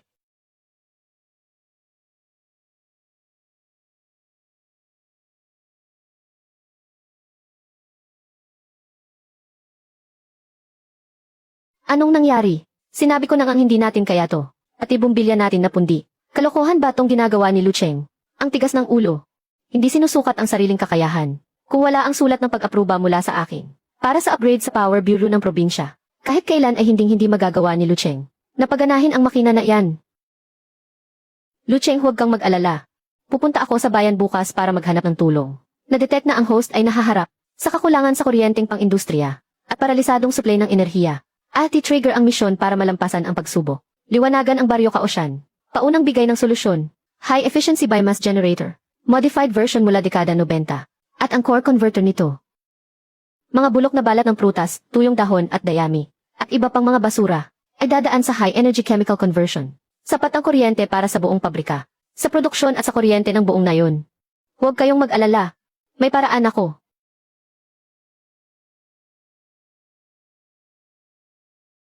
Erlengzi. Magsama ka ng ilang tao. Yung dinala ko kaninang hapon. Ilabas niyo yung malaking silver na kabinet. Ikonekta niyo sa mga bulok na prutas na yan. Ha, Boss Lu? Yung mga bulok na mansanas makakagawa ng kuryente. Kalokohan yan. Gawin niyo ang sinabi ko, bilis. Hihi.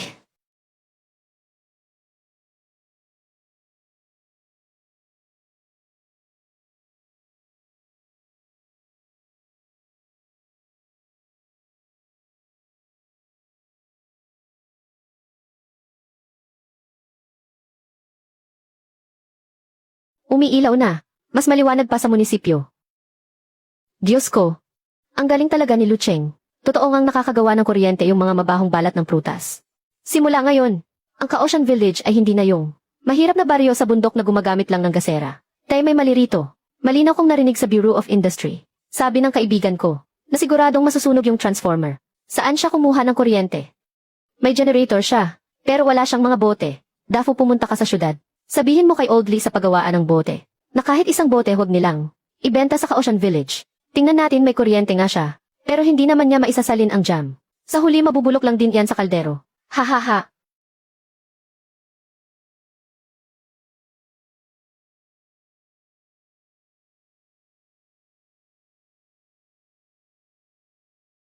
Kuya, ang sarap nito, grabe. Mas masarap pa sa tinitinda. Sa kooperatiba sa syudad.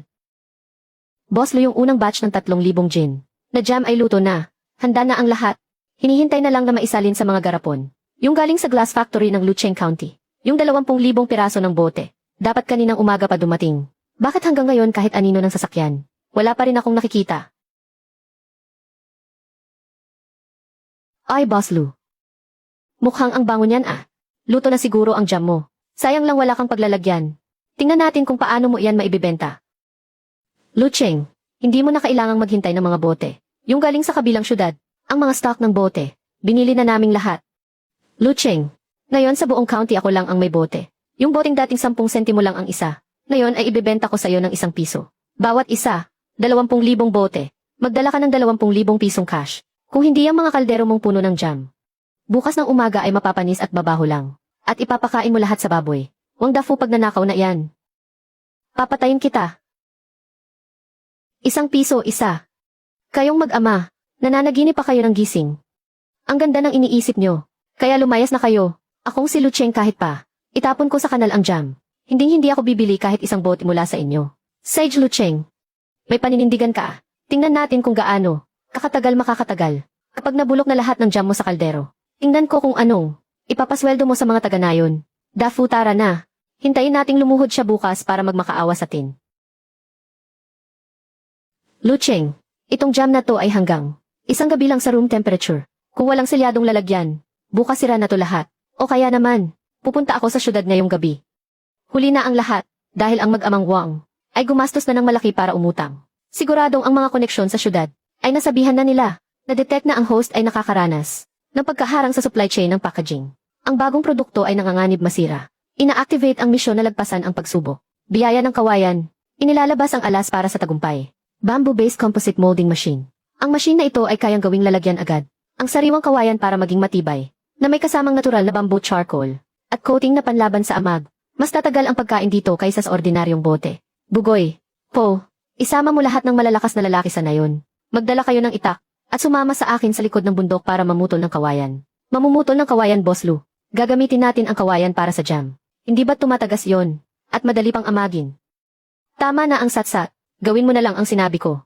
Ngayong gabi sisiguraduhin kong ang pamilya Wang at ang tambak nilang mga bote ay habang buhay na magiging problema nila.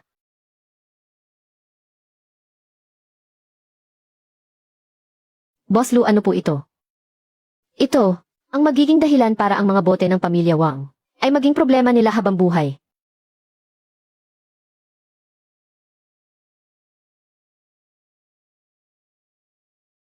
Sus Mariosep, ang tigas nito parang bakal. Tapos ang bango pa, amoy kawayan. Buong nayon kumilos na. Paghuhugas ng lata, pagpuno at paglalagay ng label. Lucheng, anong plano mong gawin sa mga produktong ito? Anong ibig mong sabihin? Tama ka. Kung ilalabas mo ang mga produktong ito, makakakuha ka ng magandang kita. Pero sa aking pananaw, hindi pa yan sapat. Napakaganda ng packaging, at napakataas ng kalidad nito. Tapos ibebenta lang ng ganito. Sayang lang. Mas magandang gawin itong isang pambansang brand. Asahan na nga sa isang galing sa marangyang pamilya.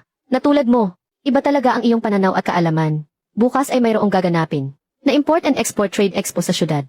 Maaari kitang kunan ng isang pwesto para sa rekomendasyon. Ikaw na ang bahala.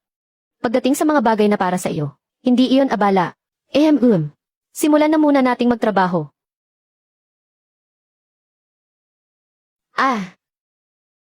Natural ang pagkakabalot. Ito ay sining ng mga Tsino. Espesyalidad ito ng aming baryo sa Kaosyan. Sinaunang paraan ng paggawa ng jam. Ginoong Lucheng. May mga ideya talaga kayo sa baryo ninyo Sa buong mundo, isinusulong ngayon ang pagiging eco-friendly at natural. Dahil sa paggamit mo nitong tubo ng kawayan, mas angat agad ang dating nito kumpara sa lahat ng nakabote. Ang galing, akin na itong jam. Mag-order na ako ng isang batch. Diyos ko, para na itong isang obra maestra. Dahil lang sa balot na ito, order na ako ng isang batch. Grabe, ang sarap ng lasa nito. Talagang mahiwagang sining ng silangan.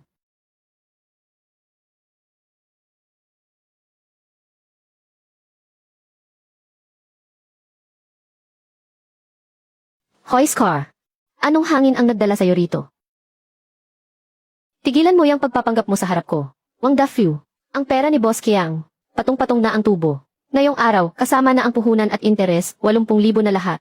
Nasaan ang pera? Boss Car, bigyan mo pa ako ng 2 araw. Si Lucheng ng Baryo Kaosyan, malapit nang magmakaawa sa akin para bumili ng mga bote. Marami siyang pera. Pagdating ng panahon, dodoblehin ko ang bayad sa inyo. Doble, sigurado ka bang pupunta talaga siya? Para bilhin niyang mga basura mo. Boss Car, maniwala ka sa akin. Hindi niya kayang magpatagal pa. 2 araw pa at mabubulok na ang mga paninda niya. Kaya sa akin lang siya pwedeng bumili.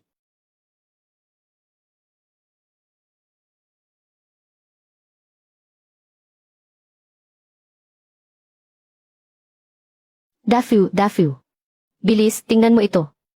Yung jam ng pamilya Lu na nasa kawayan, sikat na sa syudad. Anong nangyari, Itay? Wala na. Wala na tayong lahat. Hindi siya gumamit ng mga bote. Ginamit niya yung mga walang kwentang kawayan sa likod ng bundok. Impossible. Saan niya nakuha ang makinang iyan? Ibig sabihin ba niyan? Itong mga bote na nagkakahalaga ng libo-libo. Tayo ang malulugi sa lahat ng ito.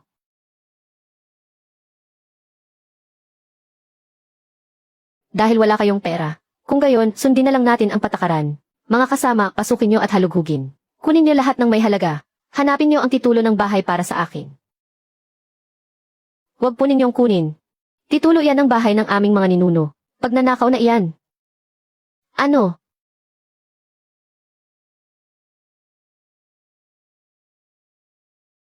Pag nanakaw, ito ay pagbabayad ng utang. Bibigyan ko kayo ng 3 araw. Magdala kayo ng 100,000 cash para matubos ito. Kung hindi, kukunin na ni Kuya Kiang ang bahay na to. Bilang kabayaran sa utang. Alis na. Pera ang pera natin. Anong iniiyak-iyak mo dyan, hindi pa ako patay. Hindi natin pwedeng hayaan na lang ito. Itay, anong ipanlalaban natin sa kanya? Wala na ang bahay natin. Hanapin mo si Black Tiger, ang siga sa bayan. May nakuha na tayong order sa exhibit. Kailangan pa ring ihatid ni Lucheng ang mga kargamento sa syudad. Dahil ayaw niya tayong mabuhay. Kung ganoon, puntahan nyo na. Ang kaisa-isang daan papunta sa bayan. Sirain niyo ng tuluyan para sa akin. Gusto kong mabulok lahat ng kargamento niya sa bangin. Para sabay kaming babagsak.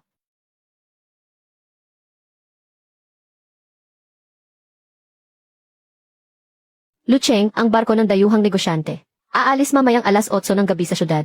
Kailangan bago mag-alas 6 ng hapon. Maihatid natin ang mga kargamento sa tren. Kapag nahuli tayo, hindi lang makakansela ang order. Kailangan pa nating magbayad ng sobrang laking multa. Huwag kang mag-alala. Erlengzi, ikaw na ang mauna sa biyahe.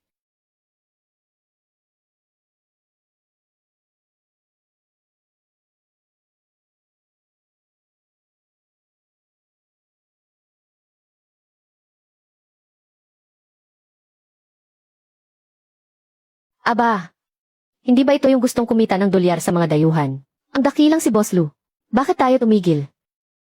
Wang Dafyu, ang lakas ng loob mong sirain ang daan ng gobyerno. Zetzi, pwede kang kumain ng kahit ano. Pero hindi ka pwedeng magsalita ng kung ano-ano lang. Matagal nang sira ang daan na to. Gumuho. Ako si Black Tiger kasama ang mga tauhan ko. Voluntaryong inaayos ang daan. Pero, magastos at matagal mag-ayos ng daan. Hindi ito maaayos sa loob lang ng 3 hanggang 5 araw. Lucheng, huwag mong sabihin hindi kita binibigyan ng paraan. Itong kargamento mo ay nagkakahalaga ng 50,000 dolyar, diba? Bigyan mo ko ng kalahati 25,000 dolyar bilang bayad sa daan. Agad kong ipapatambak kay Tiger ang hukay. Tinitiyak kong makakarating ka sa tren sa tamang oras. Kung hindi maghintay ka na lang na magbayad ng multa. Hanggang sa maubos ang yaman mo. Pangingikil to. Pwede tayong dumaan sa gilid. Dumaan sa gilid, ineng. Sige, subukan mo. Yang puti ka na iyan. Kahit traktor pa ang pumasok dyan. Tiyak na mababaon sa putik. At hindi na makakalabas. Beidong. Hindi lang yan putik. Nagkalat din kayo ng libo-libong pako kagabi, diba? Para sa kalahati ng bayad. Talagang pinaghirapan ninyo to. O ano ngayon kung kami nga? Ngayon magbabayad ka sa ayaw at sa gusto mo. Kailangan mong magbayad. Kung hindi mo iiwan ang kalahati ng pera. Kahit may pakpak ka pa hindi ka makakatakas ngayon.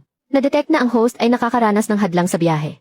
Ang desperadong sitwasyon ay nag-trigger ng misyon para malampasan ang pagsubok. Paunang pagkuha ng isang unit ng strengthening agent. Itsura ay industrial black glue. Agad na kayang baguhin ang mga molekula ng goma. Para ang mga gulong sa kahit anong klase ng daan. Ay parang nasa patag na lupa. Minamarkahan ang mga hadlang sa unahan. Ginawa itong sintigas ng bakal. At sobrang tibay. Hindi tinatabla ng kahit anong matulis. Wang Dafyu. Ni isang kusing, hindi ako magbabayad. Dahil sarado na ang daan. Gagawa tayo ng sarili nating daan. Erlengzi, ito ang itim na alkitran ng komunidad. Para hindi dumulas ang mga gulong. Utusan mo ang mga kasama na kumuha ng brotsa. Itong mga bariles ng alkitran. Ipahid nyo sa lahat ng gulong ng sasakyan. Bilis, kilos na. Hahaha, Kuya Tiger. Tingnan mo, parang nababaliw na siya. Nilalagyan ng tinta ang mga gulong. Huling hirit na lang yan bago mamatay. Kapag sumabog na ang gulong niya, at bumaon sa putik, hindi na kalahati ang kukunin ko. Kundi lahat.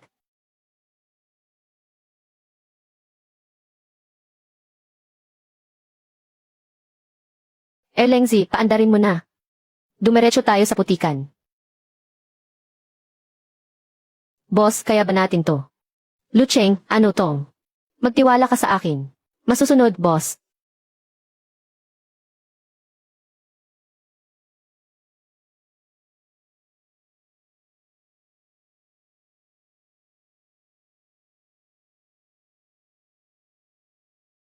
Impossible.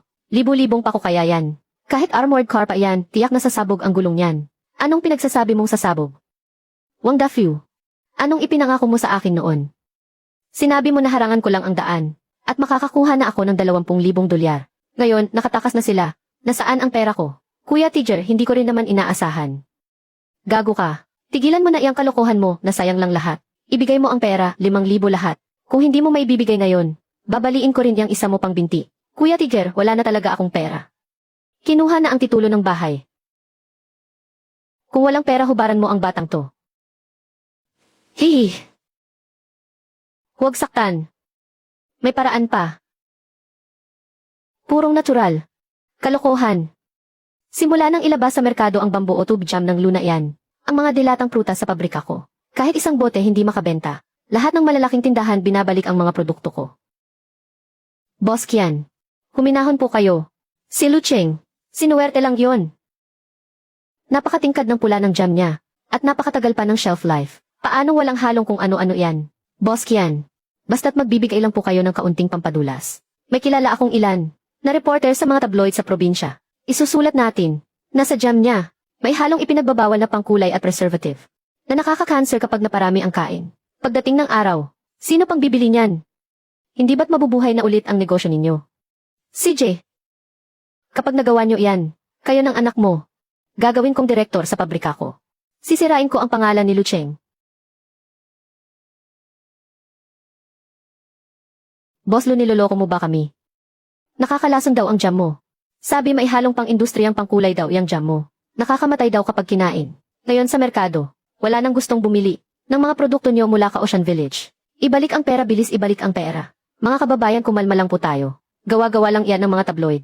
Ang jam namin, gawa sa purong berry mula sa kabundukan. Talagang walang halong anumang kemikal na pangkulay. Puro salita lang yan. Nakasulat na nga sa dyaryo.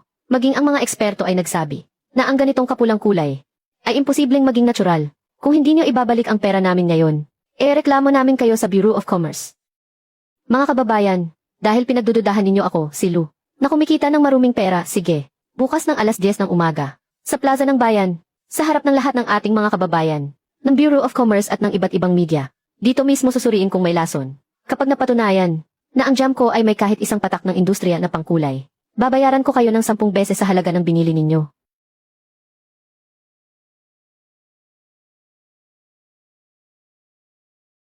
Ako, si Lu Cheng, ay hinding-hindi manloloko para sa pera.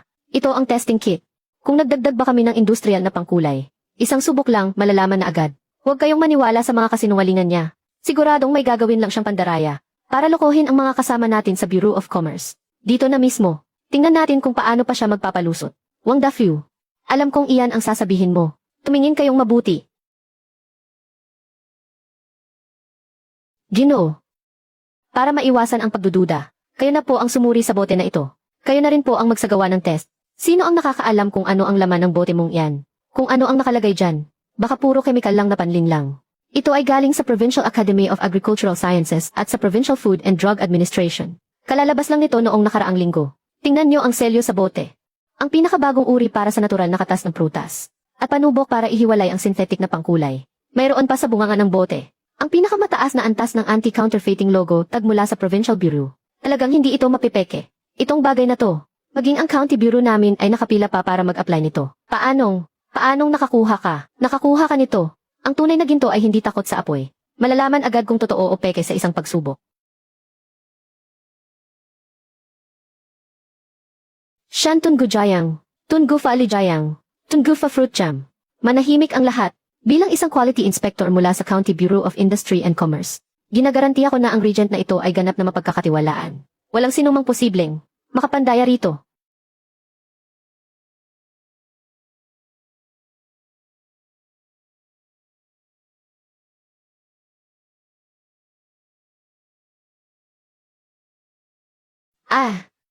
Walang anumang labo o latak. Ito ay ganap na purong natural na halaman. Ang lahat ng indicators ay perpekto. Mga kagalang-galang na leader, mga kagalang-galang na bisita, hindi lang walang idinagdag na pangkulay. Ang kadalisayan nito ay pamantayan na sa industriya. Kalokohan ang sinasabi ng diaryong ito. Sandali lang, Boss Kian. Nakita na ng lahat ang fruit jam ko. Bakit hindi natin hilingin sa quality inspector na gamitin ang pinakakapani-paniwalang regent na ito para suriin ang pinakamabenta sa merkado? Sa loob ng dilatang DAFA, ano ba talaga ang laman nito? DAFA brand canned fruit. Bakit sa amin nyo titingnan? Sila ang may problema ngayon. Nga. Itong si Boss Kian, napakataga na sa negosyo. Paanong magkakaproblema yan? Saglit lang naman ito. Bakit kayo nagmamadali? DAFA. Hindi. Hindi pwedeng tingnan. Pigilan nyo sila. Nako.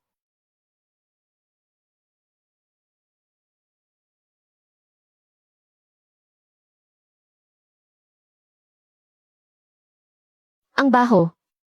Ano ng bagay to? Matapang na industrial synthetic colorant. At sobrang daming sodium sa na lampas sa limit. At mga preservative. Lason to. Ang magnanakaw sumisigaw ng magnanakaw. Para pabagsakin ang kausyantun.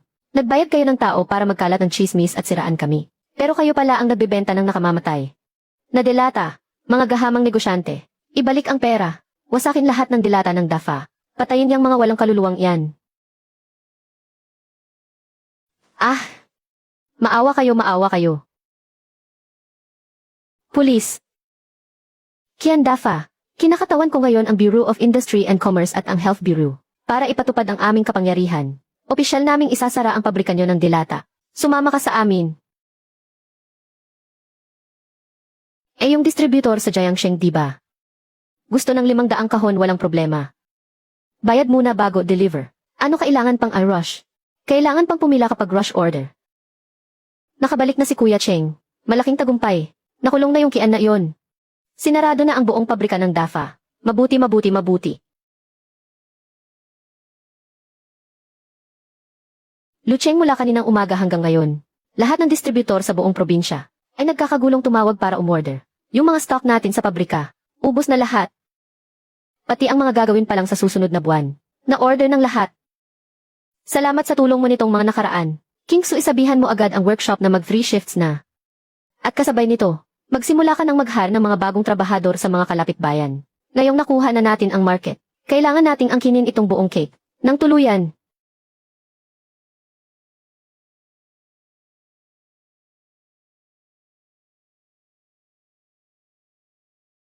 Sa isang liblib at hamak na lugar na tulad nito, nakakagawa pa sila ng jam na sikat sa buong probinsya. Kahit gaano pa kasikat si Boss Zhao, pagawaan pa rin yan ng mga hampas lupa.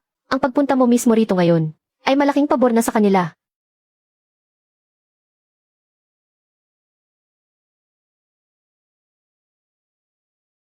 Ikaw si Lucheng.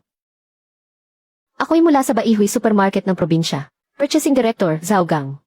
Hindi na ako magpapaligoy-ligoy pa. May 200 malalaking supermarket ang Baihui sa buong probinsya. Permahan mo itong exclusive distributorship contract, at ako na ang kukuha ng lahat ng jam mo.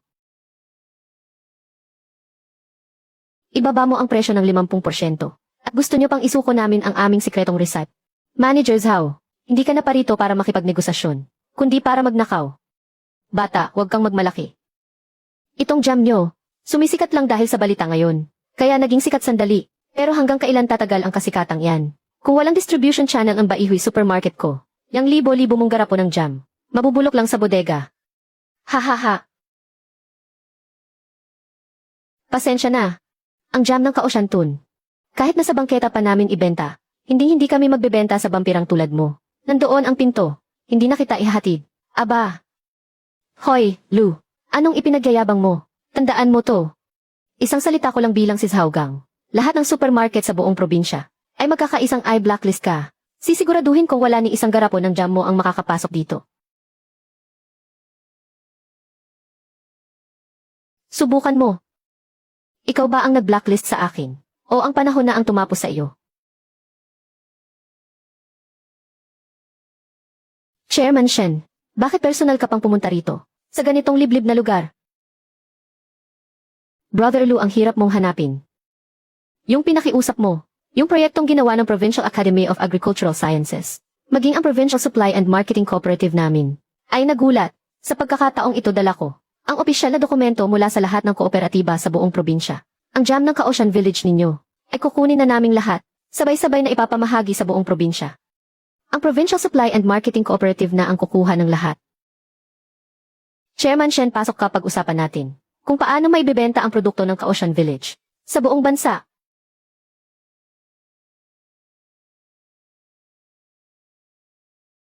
Ha. Sage Brother Lu. Dahil sa dekalidad na jam ninyo, ang special counter ng Huiming sa ating Provincial Supply Co-op ay magkakaroon na ng magandang pangalan. Ang unang batch, pagkatapos ng 3 araw, darating ang truck mula sa main office para kunin ito. Huwag kang mag-alala, Chairman Shen. Sa loob ng 3 araw, 20,000 kahon ng jam. Sisiguraduhin namin kumpleto at dekalidad ang mailoload sa truck. Pero kapatid, kailangan kitang paalalahanan. Ngayong araw, malaki ang naging atraso mo sa Baihui Supermarket. Sa likod ng Baihui ay ang pamilya Chu, isa sa 4 na pinakamalaking pamilya sa probinsya. Ang Tianhai Commerce and Trade Group. Tianhai Group. Yung may hawak sa 70% ng retail at logistics sa buong probinsya. Isang dambuhala sa negosyo. Tama. Ang kasalukuyang pinuno ng Tianhai Group, si Chu Yanfei, ay kilalang-kilala sa pagiging malupit, sakim at walang awa. Nilagpasan ninyo ang mga koneksyon niya at direktang nakipag-ugnayan sa kooperatiba. Tiyak na tinapakan ninyo ang teritoryo niya. Hindi niya iyan palalampasin. Ako si Lucheng at marangal ang negosyo ko. Hindi ako alipin ng pamilyang Chu. Subukan lang niyang kumilos. Puputulin ko ang mga kamay niya. Boss Chu, hindi po sa naging palpak ako. Yung hampas lupang apelidong Lu kasi, sobrang mayabang. Talagang binabaliwala niya ang Tianhai Group natin. Wala siyang respeto. Ginamit pa niya si Chairman Shen ng Provincial Cooperative. Isa lang siyang magsasaka mula sa probinsya. Akala niya porke kumapit siya sa kooperatiba, aangat na siya sa buhay dito sa probinsya. Ang mga bagay na ayaw kong ibenta niya, hindi makakalabas ng syudad. Boss Chu, huwag niyo silang maliitin. May daan-daang ektarya ng greenhouse ang Kaoshan Village. Sila mismo ang nagtatanim ng sarili nilang prutas. Kayang-kaya nilang tustusan ang sarili nila. Kahit subukan nating harangan siya sa merkado, hindi natin siya mapipigilan. Kung ganoon, ubusin ko sila hanggang sa ugat. Dito sa syudad na ito. Kung ayaw ko siyang mabuhay. Sa mga greenhouse niya. Kahit isang hibla ng damo ay hindi tutubo. Abaw. Hanapin mo yung taga-roong si Wang Dafu. Di ba taga-nayon din siya? At may galit din sa luna yon. Bigyan mo siya ng 500,000. Kumuha ka ng mabisang lason. Bago mag-umaga bukas. Gusto kong ang mga greenhouse sa Ocean Village ay maging isang patay na lupa.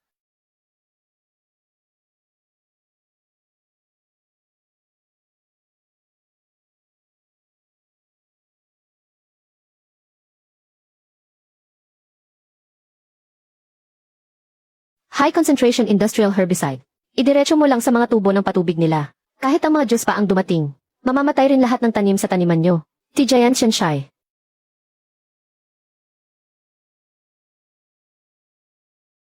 Kuya, ang tapang ng amoy ng pestisidyo sa tubig.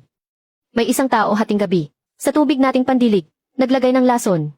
Ito pa naman ang lahat ng materyales para sa delivery natin. Siguradong si Wang Dafu ang may gawa nito. Susugurin ko siya at papatayin. Huwag.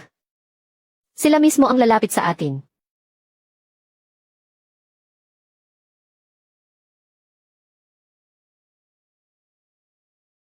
Aba, Boss Lu.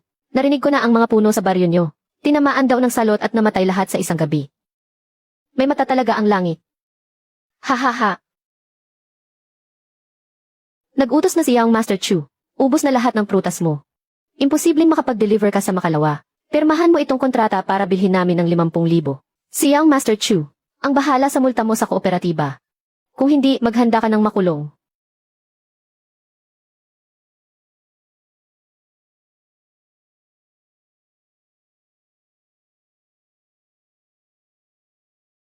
Bumalik ka at sabihin mo kay Chu Yunfei. Akala niya matatalo niya ako sa kakarampot na laso na yan. Sa panaginip niya, ang tigas pa rin ang ulo mo. Patay na ang mga puno. Tingnan natin kung anong ipang-deliver mo.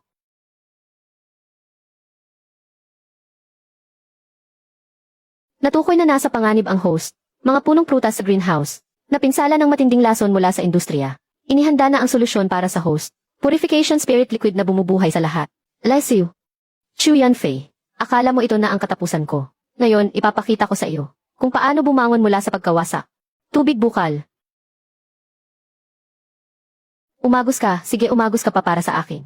Mula ngayon, wala nang aanihin pa sa Kaosyantun. Kayong mga hampas lupa, lahat sila mamamalimos na lang sa kalye.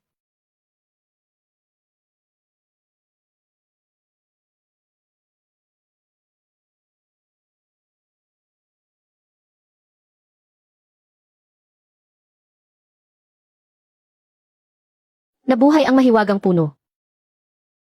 Himala ng langit ito. Bakit mas malaki pa ang mga prutas kaysa dati? At mas mabango pa?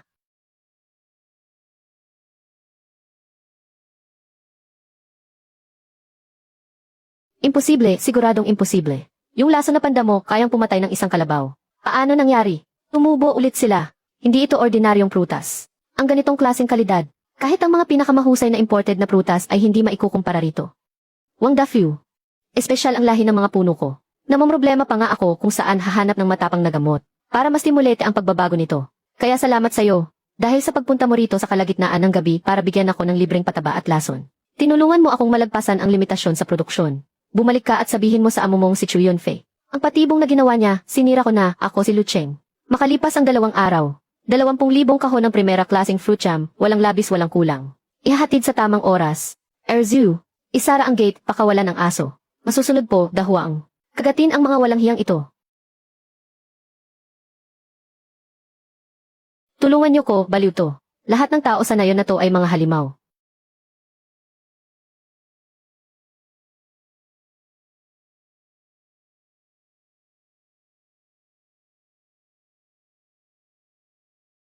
Daan-daang ektarya ng mga punong bulok na, hindi lang nabuhay sa isang gabi.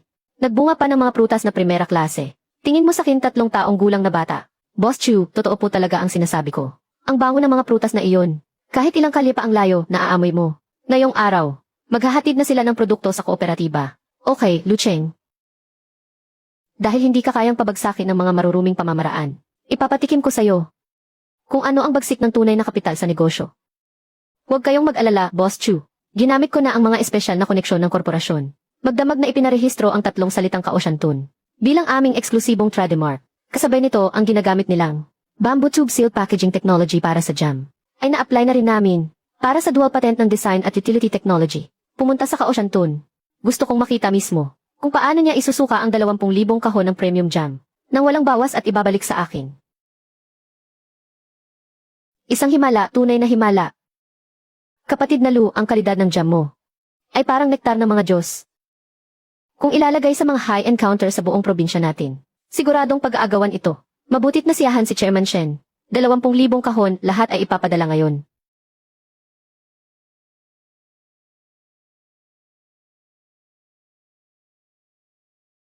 Binabati kita, Boss Lu, sa paghahatid sa tamang oras. Pero sayang, ni isang kahon sa mga ito ay hindi makakaalis. Chu Yunfei, ano na naman ang binabalak mo? Ako ang legal counsel ng Tianhai Group, at formal ko kayong ino-notify ngayon na ang Tianhai Group ang nagmamay-ari na ng eksklusibong trademark rights ng Kaosyantun. Pati na rin ang packaging patent rights ng bamboo tube jam. Ang 20,000 kahon ng jam na ginagawa ninyo ngayon ay isang malubhang paglabag at peking produkto. Ayon sa batas ng komersyo, dapat itong kumpiskahin agad at sirain lahat, at kailangan nyo pang bayaran ang Tianhai Group ng 10 milyong piso para sa patent infringement fee. Napakawalang hiya. Ang pangalan na iyan ay sanayon namin. Kami mismo ang pumutol ng mga bamboo tube. Paanong naging patent ninyo yan? Chu Yanfei, malisyosong pag-agaw ng trademark to. Sobrang garapal naman ng galawan mo. Chairman Shen, sa mundo ng negosyo, ang batas at kapital ang mga patakaran. Kung sino ang unang magrehistro, siya ang bida. Hampas lupa, akala mo dahil lang nakagawa ka ng magandang produkto, kaya mo nang manalo. Sa harap ng batas, isa ka lang mangmang. Ngayon, ubusin ko ang yaman mo. At paluluhurin kita para hilingin sa aking kunin ang formula mo. Na-detect na ang host ay nahaharap sa pagnanakaw ng commercial patent. Ginagamit ng kalaban ang pera para kontrolin ang batas. Sa pagtatangkang agawin ang pinaghirapan ng host, ang deadlock breaking system ay na-activate na. Kasalukuyang gumagawa para sa iyo ng pinakamagandang solusyon sa negosyo. Nabigyan na ang host ng panlaban. Congratulations, host, sa pagkuha ng national level na intangible cultural heritage at sertipikasyon bilang pinakamataas na tagapagmana. Nakatumbas ng isang siglong tatak na may ganap na proteksyon. Ang iyong formula at packaging ay otomatikong itinuring ng system bilang isang siglong intangible cultural heritage na may kasamang pinakamataas na antas ng proteksyon. Anumang malisyosong pag-agaw ay otomatikong ituturing na isang krimen. Ako pa ang tinatakot mo sa batas. CJ, tuturuan kita ng leksyon tungkol sa batas. Idilat mo ang mga mata mo at tingnan mong mabuti. Itong aking Kaosyantun bamboo tube wine sauce ay inaprubahan kahapon lamang ng National Ministry of Culture bilang isang National Intangible Cultural Heritage. Ako ang nag-iisang tagapagmana. Impossible. Totoo ang selyong ito. Ang batas sa proteksyon ng Intangible Cultural Heritage ay mas mataas kaysa sa ordinaryong commercial patent. Ito ay ayon sa Intangible Cultural Heritage Protection Law at sa Anti-Unfair Competition Law. Sinumang kumpanyang may masamang intensyon na agawin ang pangalan at packaging ng isang National Intangible Cultural Heritage, hindi lang mawawala ng bisa ang patent sa mismong oras. Mahaharap ka pa sa malaking multa at investigasyong kriminal para sa commercial fraud. CJ Chu Yanfei, ang Tianhai Group mo ay suspect sa malawakang commercial fraud. Ang bagay na ito ay personal kong iulat sa Provincial Inspection Team. Isa ka lang namang magsasaka.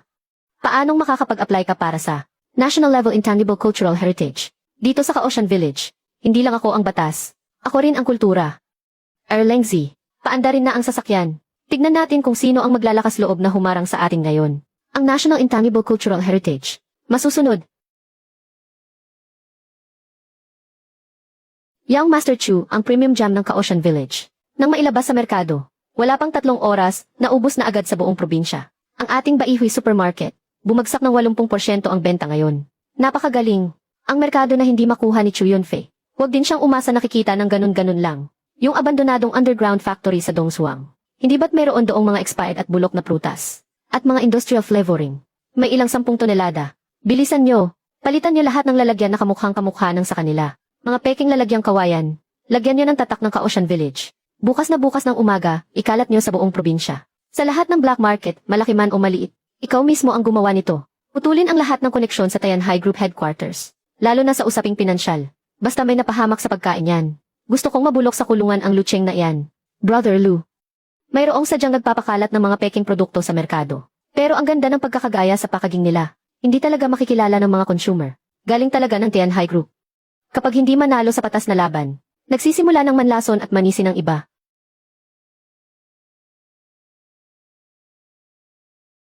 Lu, pwede po bang magtanong? Nilagyan niyo ba ng ipinagbabawal na kemikal ang jam ninyo? Lu.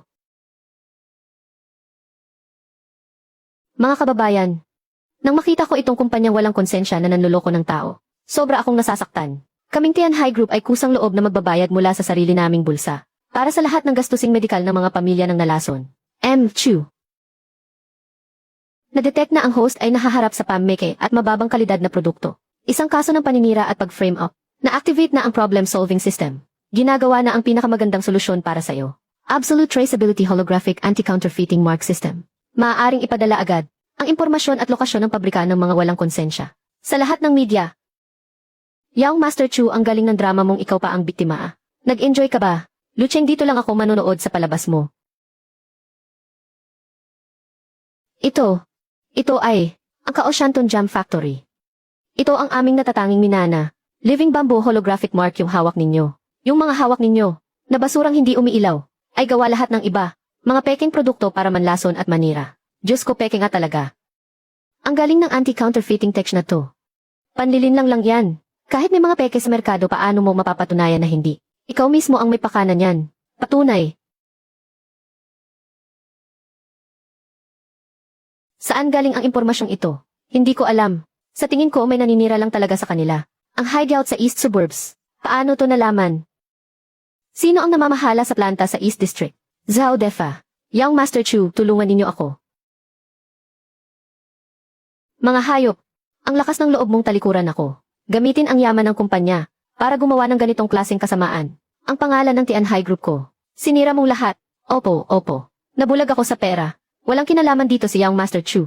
Sa inyong lahat, inaamin ko na nagkulang ako sa pagdidisiplina. Kaya nagkaroon ng ganitong klaseng tao. Ipinapahayag ko na ang Tian High Group ay babayaran ang lahat ng biktima ng 10 beses sa kanilang pagkalugi at magdodonate ng 50 milyon para sa food safety ng buong probinsya. Ang butiki na pumuputol ng sariling buntot para makaligtas. Ang bilis mo talagang kumilos. Lucheng, huwag kang masyadong kampante. Hanggat ang Tian High Group ay may pondo pa rin. Hanggat nandito pa ako, sisiguraduhin ko na ang Kaohsianton mo ay mawawala sa mapa.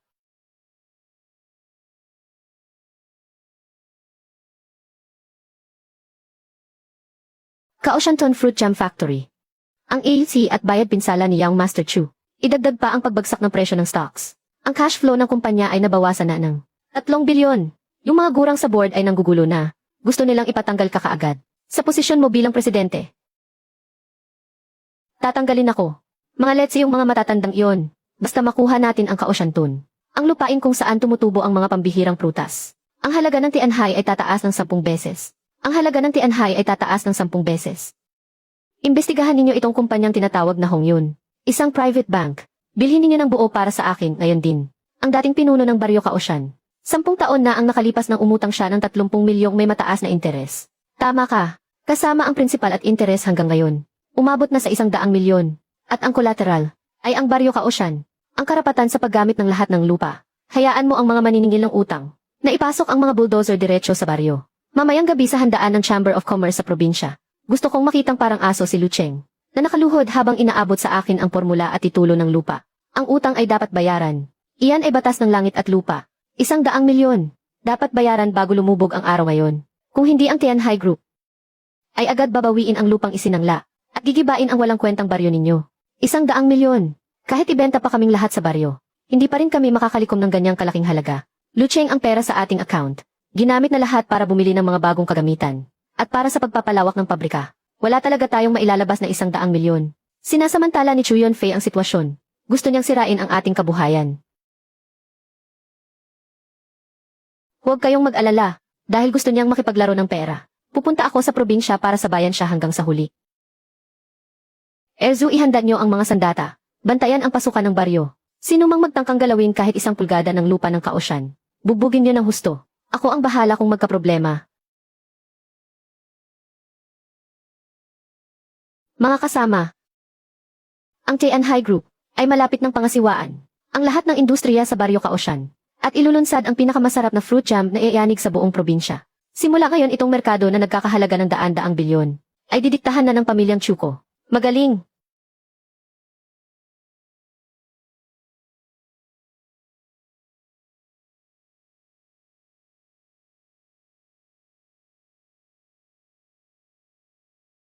President Lu, ang lakas naman ng loob mong magpakita rito. Bakit? Nakalikom ka na ba ng 100 milyong utang mo? Gamit ang pautang na may mataas na interes 10 taon na ang nakalipas. Para pilit na agawin ang lupa, tapos tatawagin mong negosyante ang sarili mo. Tama na ang satsat, kapag pera na ang usapan. Ako ang batas. Lu Cheng, bibigyan kita ng 5 minuto. Kapag hindi mo pinirmahan ang kasunduan sa paglipat ng lupa, ipapatag ko agad sa bulldozer ang puntod ng mga ninuno mo. Na-activate na ang game breaker system. Gumagawa na ng counterplan para sa iyo. Tagumpay ang plano. Binabati kita, host. Natanggap mo ang exclusive na game breaker gift pack. Tribute from all nations. Global top buyers compulsory summoning order. Unlimited Black Gold Supreme Card. Pera.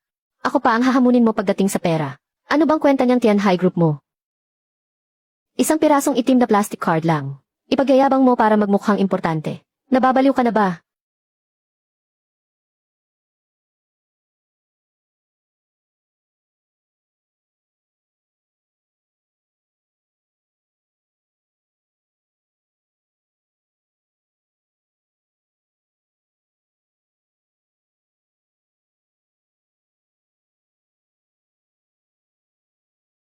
Purihin si Allah. Sa wakas nahanap ko na po kayo. Kagalang-galang na Ginoong Lu Cheng. Ako si Hassan mula sa Royal Family ng Dubai. Ang ginawa ninyong pambihirang jam. Talagang napakasarap. Nagamot nito, ang anoreksya ng aking ama. Prince Hassan. Nagkokontrol ng daan-daang bilyong dolyar. Ang numero 1 oil tycoon. Paano niyo po nakilala? Itong hampas lupang ito. Tumahimik ka. Hangal. Ginoong Lu. Nagpa siya ang aming Royal Family. Nasa Kaohsiungdong Jam Factory. Ay mag-invest ng 50 bilyong US$. Isa lang ang hiling ko. Ang bilhin ang karapatan sa inyo para sa susunod na 10 taon. Bilang eksklusibong taga-suplay. At saka, nabalitaan ko na itong kumpanyang tinatawag na Tianhai Group, isang maliit na kumpanya, ay ginugulo raw kayo. 10 minuto ang nakalipas. Ginamit ko na ang pondo ng Maharlika para bilhin ang Tianhai Group, lahat ng utang nila sa ibang bansa, at mga credit sa bangko. Sa isang salita niyo lang, Mr. Lu, bukas na bukas din ang Tianhai Group ay malulugi dahil sa kakulangan ng pondo at tuluyang babagsak. 50 bilyon dolyar, bagsak. Hinding-hindi maaari.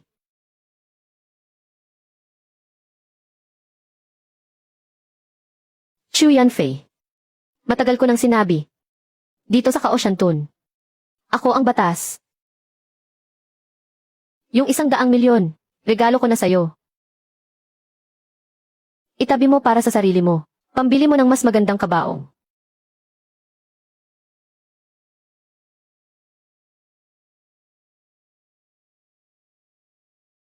Young Master Chu, wala na po lahat. Na-freeze na po lahat ng asset ninyo. Ang mga pulis sa buong syudad, naglabas na ng wanted order. Hinahanap na tayo. Wala na tayong pambili kahit pagkain. Para mamayang gabi. Tumahimik ka. Akong si Chu Yanfeng. Kahit mamatay pa ko, hindi ako mag-isang pupunta sa impyerno. Tara. Pumunta tayo sa Kaohsiungdong. Yung Lu Cheng na iyon, hindi ba't gusto niyang makuha ang fruit jam? Ibenta sa buong mundo. Ngayong gabi, sisilaban ko. Ang pabrika niya, ang babae at kapatid na pinakamahalaga sa kanya, lahat ay gagawin kong abo.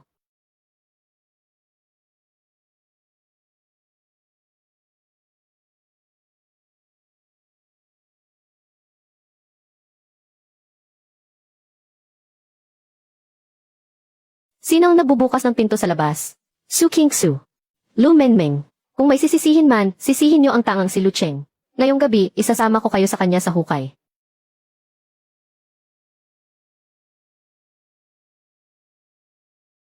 Chu Yanfei, nababaliw ka na. Pagpatay ito. Sa impyerno ka na.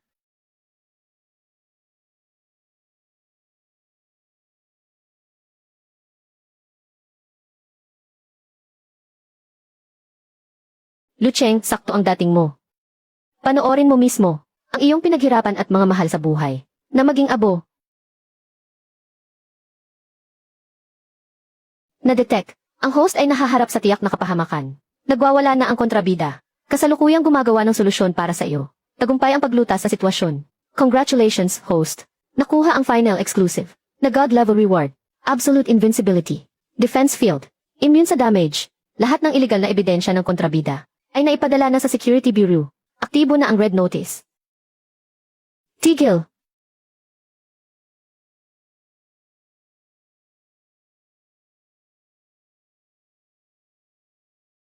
Impossible. Bakit ayaw sumindi? Bakit? Multo. Hindi siya tao. Isa siyang Diyos. Dahil kahit ang kalangitan ay hindi tatanggap ng basurang tulad mo. Chu Yanfei, Wang Dafu, katatanggap lang namin ng lahat ng matibay na ebidensya laban sa inyo mula sa tax evasion hanggang sa pag-upa ng mga bayarang tao para manakit. Arestado kayo. Habang buhay. Sa kulungan na kayo magdusa. President Lu. Lolo Lu, nagkamali po ako.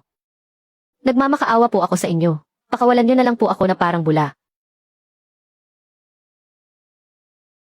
Kuya, pinakaba mo ako ng husto.